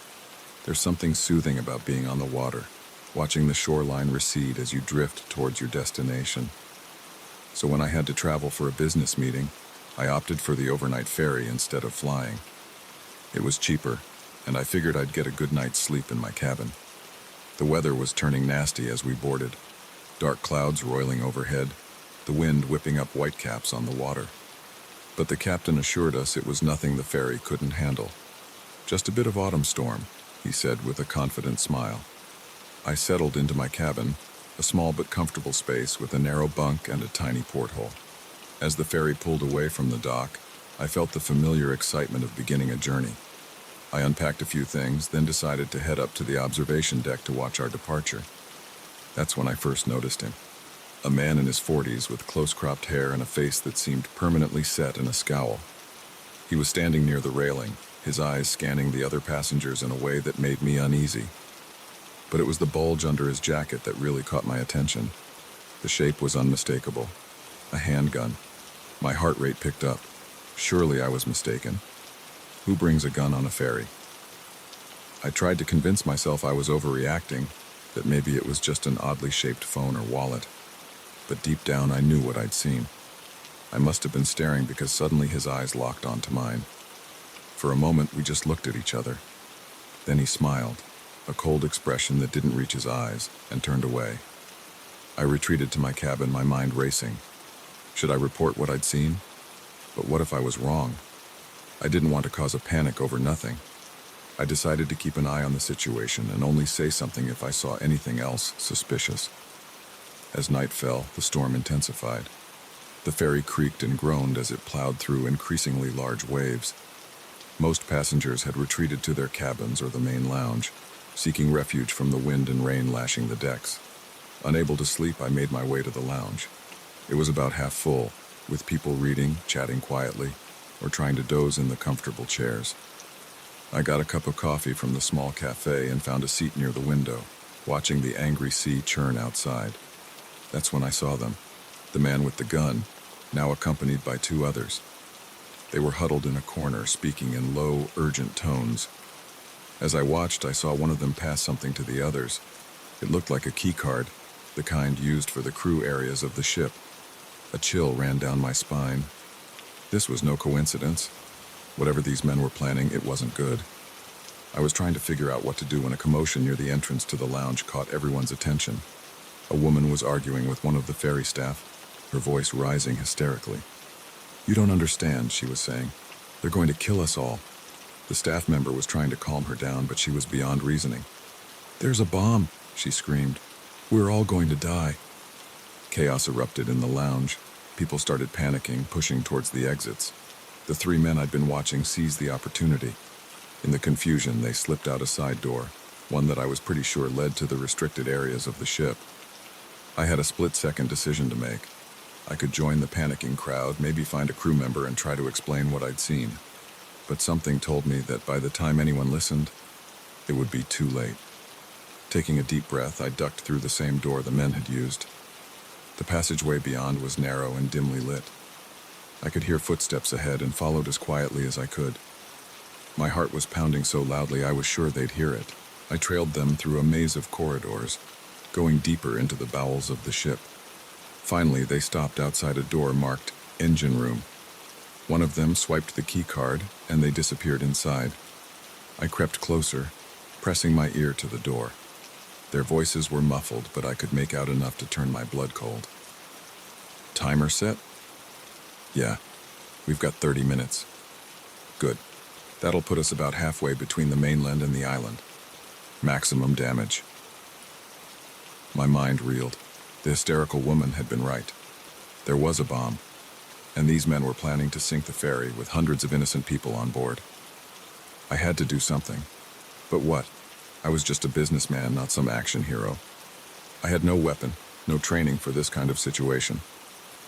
All I had was the element of surprise and the knowledge that if I didn't act, everyone on this ship was going to die. Taking a deep breath, I pushed the door open and stepped inside. The engine room was huge, a cavernous space filled with massive machinery. The noise was deafening, the air hot and thick with the smell of oil. It took me a moment to spot the men. They were huddled around something on the far side of the room. I crept closer, using the machinery for cover. As I got nearer, I could see what they were working on. It was a large device, bristling with wires and blinking lights. The bomb. One of the men straightened up, wiping his hands on his pants. "All right, it's armed. Let's get out of here." It was now or never. I looked around frantically for something I could use as a weapon. My eyes fell on a large wrench hanging on a nearby wall. I grabbed it, the weight reassuring in my hands. As the men turned to leave, I stepped out from behind the engine block. "Stop right there," I shouted, trying to sound more confident than I felt. They whirled around, shock turning quickly to anger on their faces. The one with the gun, the man I'd first noticed on deck, reached for his waistband. I didn't give him the chance. With all my strength, I hurled the wrench at him. It caught him square in the chest, sending him stumbling backwards. His gun clattered to the floor. The other two men rushed me. I managed to dodge the first one, but the second caught me with a solid punch to the jaw. I tasted blood as I staggered back. What followed was a brutal, desperate fight. I was outnumbered and outmatched, but I was fighting for my life, for everyone's lives. Somehow I managed to hold my own, landing a few good hits and using the cramped space of the engine room to my advantage. But I was tiring quickly. One of the men got me in a headlock, while another rained blows on my midsection. My vision was starting to blur when I heard a new sound cutting through the chaos, alarms blaring throughout the ship. The men froze. "Shit!" one of them cursed. Someone must have triggered the alarm. Their moment of distraction was all I needed. I broke free from the headlock, scrambling towards the fallen gun. My hand closed around it just as the man I'd hit with the wrench lunged for me. We grappled for the weapon, rolling on the grimy floor of the engine room. I was dimly aware of shouts in the corridor outside, the sound of running feet getting closer. With a final desperate surge of strength, I wrenched the gun free. Without thinking, I pulled the trigger. The gunshot was deafening in the confined space. The man fell back, clutching his shoulder. The other two raised their hands, realizing the game was up. Moments later, the engine room was swarming with crew members and security personnel. They took in the scene with wide eyes. The three subdued men, the bomb still blinking ominously in the corner, and me, bloodied and shaking, still holding the gun. The next few hours passed in a blur. The bomb was defused, the ferry diverted to the nearest port. There were police statements to give, medical examinations to endure. I learned that the woman in the lounge had overheard the men talking and raised the alarm, but in her panic, she'd been unable to give clear information. As dawn broke, I stood on the deck, watching the coast draw nearer. The storm had passed, leaving behind a sky washed clean and bright. Fellow passengers kept coming up to thank me, to shake my hand or pat me on the back. I felt oddly detached from it all, still processing the night's events. A Coast Guard officer approached me, a satellite phone in his hand. "Sir, there's a call for you. It's the governor. He wants to thank you personally." I nodded, taking the phone. But as I raised it to my ear, my eyes were drawn to the horizon, where the sea met the sky. In that moment, I realized something profound had shifted within me. I had faced death and emerged victorious. I had saved lives. The ferry ride that was supposed to be a simple journey had turned into something far more. It had shown me depths of courage I never knew I possessed, and reminded me of the extraordinary potential that lies within ordinary people. As I began to speak to the governor, I knew that whatever challenges life might throw at me in the future, I would face them with a newfound strength and determination. Because sometimes the most unlikely heroes are forged in the crucible of necessity, rising to meet dangers they never expected to face. The shadows in this place have teeth. That's the thought that kept running through my mind as I huddled in the darkness of the caretaker's cabin, listening to the sounds of something moving outside, something that shouldn't be there, something that wanted in. I never should have taken this job. That's easy to say now, of course, with the benefit of hindsight. But 3 weeks ago, when I was drowning in student debt and facing eviction from my crappy apartment, the ad had seemed like a lifeline. Wanted, caretaker for Whispering Pines Lodge. Winter season. Must be self-reliant and comfortable with isolation. Good pay, room and board included. It had sounded perfect. A chance to get away from the city, to clear my head and maybe even work on that novel I'd been putting off for years. The interview had been brief, conducted over the phone with a gruff-voiced man who seemed more interested in whether I could handle basic maintenance than in my actual qualifications. "Lodge is closed for the season," he'd explained. "Just need someone to keep an eye on things, make sure pipes don't freeze, that sort of thing. Nearest town's about 30 miles away, so you'll be on your own most of the time. That gonna be a problem?" I'd assured him it wouldn't be. I'd always been a bit of a loner anyway. The isolation sounded more like a perk than a drawback. Oh, how naive I'd been. The first week had been fine, idyllic even.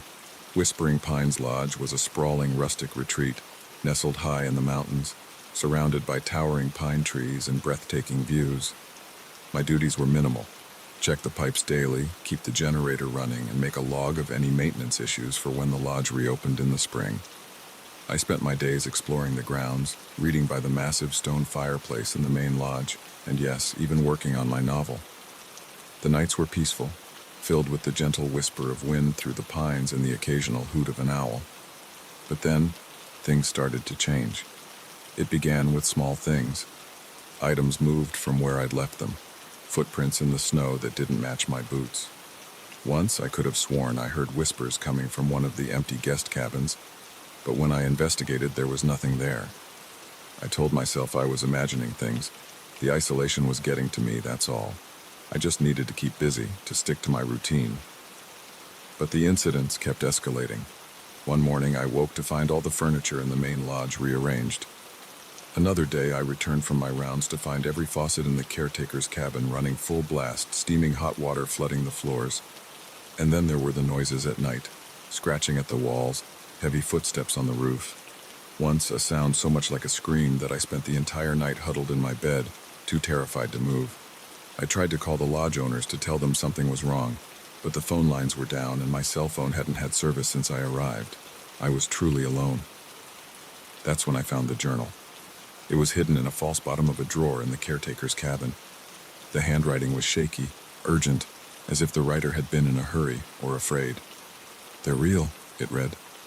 "All the stories, all the legends, they're all true. The things in the woods, the whispers in the night, they're hungry and they're angry. God help me, I think they want in." The journal went on, detailing increasingly terrifying encounters. Shadows that moved against the wind, faces peering in windows that disappeared when looked at directly, and always, always, the sense of being watched. The final entry chilled me to my core. "I can't stay here anymore. They're getting bolder. Last night they almost got in. I'm leaving at first light. If you're reading this, whoever you are, get out. Get out now, while you still can, before they decide they're done playing games." I should have listened.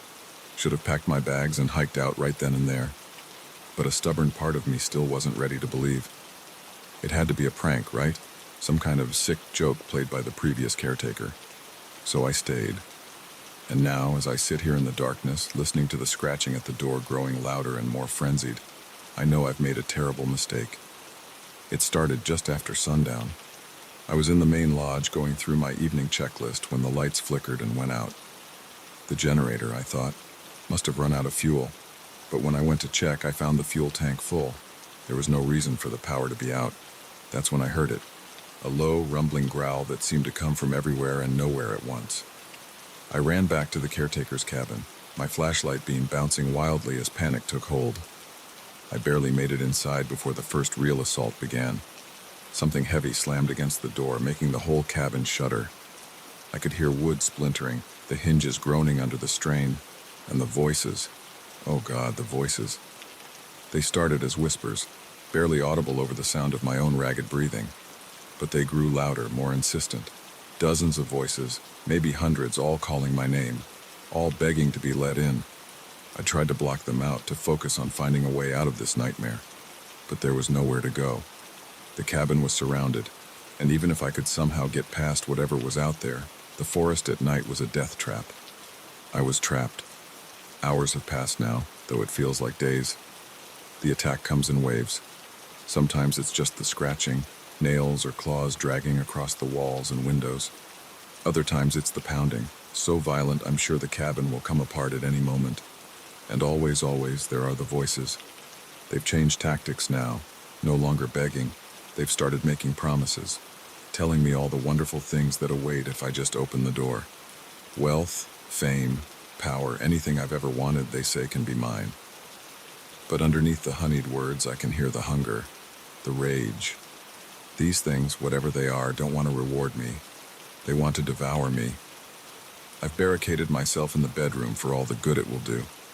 I've gathered what meager weapons I could find, a fire poker, a kitchen knife, a can of bear spray I found in a closet. They feel pitifully inadequate against the forces arrayed outside. As I write this, huddled in the corner furthest from the door, I can hear them discussing new strategies. They're growing impatient. Soon, I think, they'll stop playing games and simply tear the cabin apart to get to me. I don't know if anyone will ever read this. I don't know if I'll survive until morning.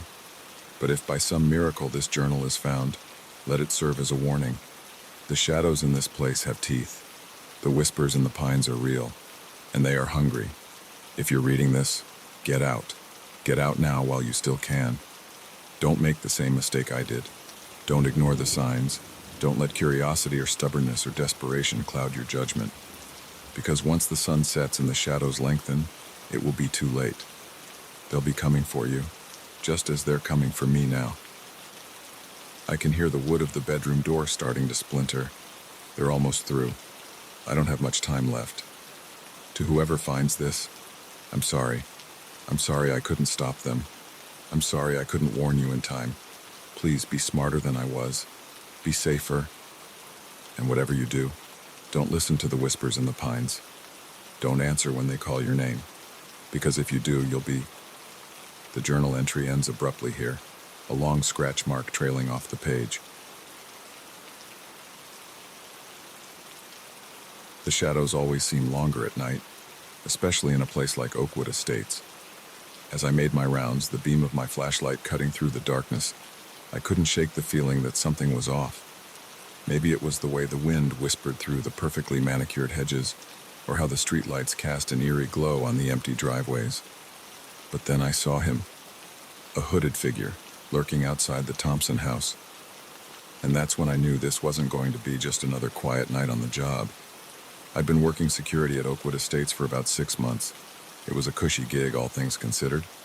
The gated community was home to some of the city's wealthiest residents, and they paid good money to feel safe. Most nights, my biggest challenge was staying awake during the long, uneventful hours.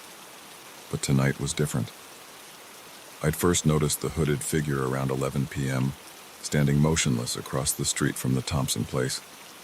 At first, I thought it might be one of the residents coming home late, maybe having a smoke before heading inside. But as the hours ticked by and he remained in the same spot, barely moving, my unease grew. By 2 a.m., I couldn't ignore it anymore. I radioed back to the guardhouse. "Hey, Mike, you seeing this guy on the cameras?" There was a crackle of static, then Mike's voice came through. "Yeah, I've been watching him. Weird, right? Want me to call it in, eh?" I hesitated. We'd had false alarms before, jumpy residents calling about suspicious characters that turned out to be delivery drivers or landscapers working late. The last thing I wanted was to cry wolf. "Nah, I'll check it out myself first. Keep an eye on the feeds, okay?" "You got it, boss. Be careful out there." I approached slowly, my hand resting on the pepper spray at my belt. As I got closer, I could make out more details. The figure was tall, probably male, wearing a dark hoodie pulled low over his face. He was standing perfectly still, head tilted slightly as if listening for something. "Excuse me, sir," I called out, trying to keep my voice firm and authoritative. "This is a private community. Can I help you with something?" The figure turned slowly to face me, but said nothing. A chill ran down my spine as I realized I couldn't see his face at all, just darkness where features should be. I swallowed hard, fighting to keep my voice steady. "Sir, I'm going to have to ask you to state your business or leave the premises." For a long moment, there was silence. Then in a voice that sounded like gravel being crushed, he spoke. "I'm waiting." "Waiting for what?" I asked, my hand tightening on the pepper spray. He turned back to face the Thompson house. For him to come home. Alarm bells were ringing in my head now. I knew John Thompson worked late sometimes, but this felt wrong. "Look, buddy," I said, taking a step closer. "I don't know who you are or what your deal is with Mr. Thompson, but you can't stay here. How about you come down to the guardhouse with me and we can sort this out?" The figure didn't move. "I can't leave. Not until it's done." My blood ran cold. "Until what's done?" But he didn't answer. Just stood there staring at the house as still as a statue. I backed away slowly, then turned and hurried back to my patrol car. As soon as I was inside, I radioed Mike again. "Call the police," I said, my voice shaking slightly. "And get me everything we have on John Thompson. Now." While Mike made the call, I pulled up the resident database on my tablet. John Thompson, 45, lived alone, worked as a financial advisor, no reported incidents or complaints, nothing out of the ordinary.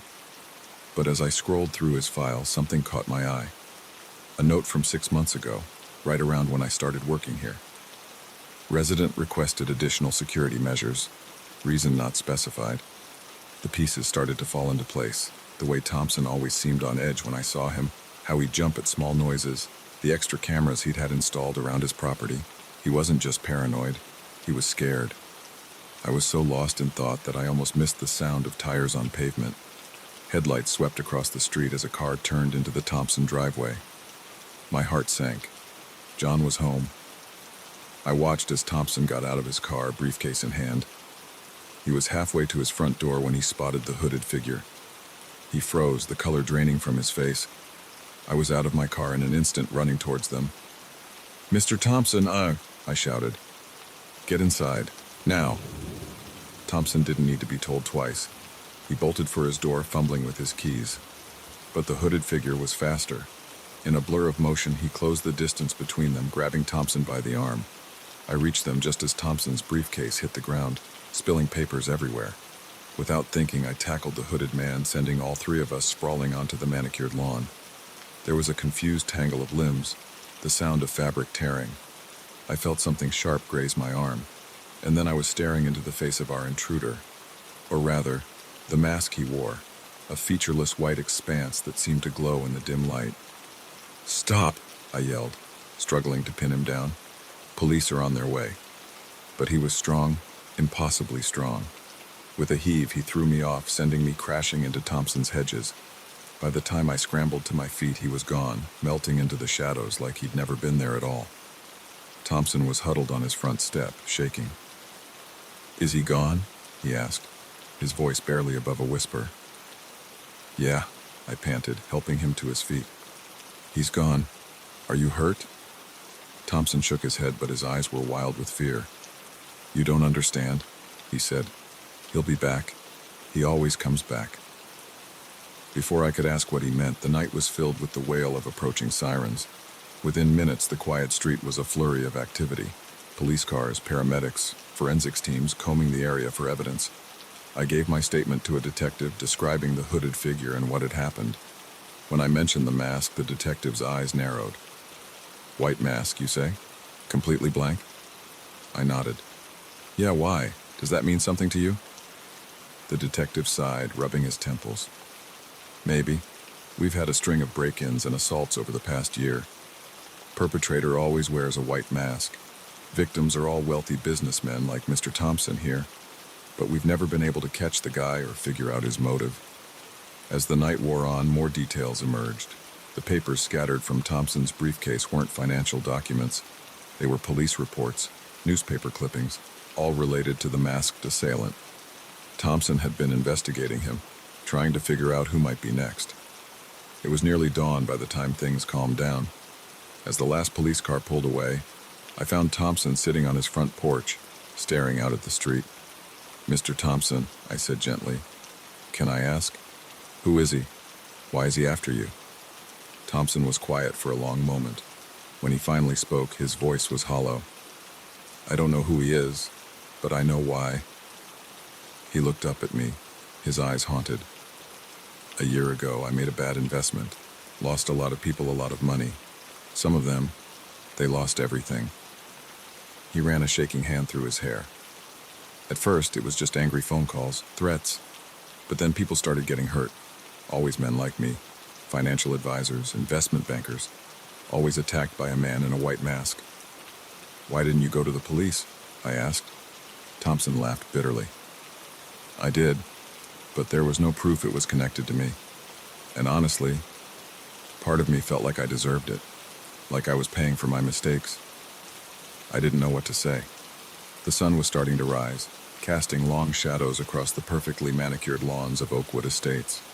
In the harsh light of day, the events of the night seemed almost surreal.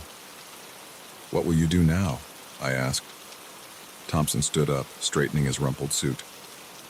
"I don't know, but I can't keep running, can't keep living in fear." He turned to me, a determined look in his eyes. "I'm going to find him, end this, one way or another." As I watched Thompson walk back into his house, I couldn't shake the feeling that this was far from over. The masked man was still out there, waiting in the shadows, and something told me he wouldn't stop until he got what he came for. In the days that followed, security at Oakwood Estates was tripled. Police patrols became a regular sight, but every night as I made my rounds, I found myself scanning the darkness, half expecting to see that white mask gleaming in the shadows. The quiet night suddenly felt oppressive, every rustle of leaves a potential threat. The residents, once so confident in their gated paradise, now hurried from their cars to their front doors, constantly looking over their shoulders. And me? I kept watching, kept waiting, because I knew that sooner or later he would be back. And next time, I'd be ready.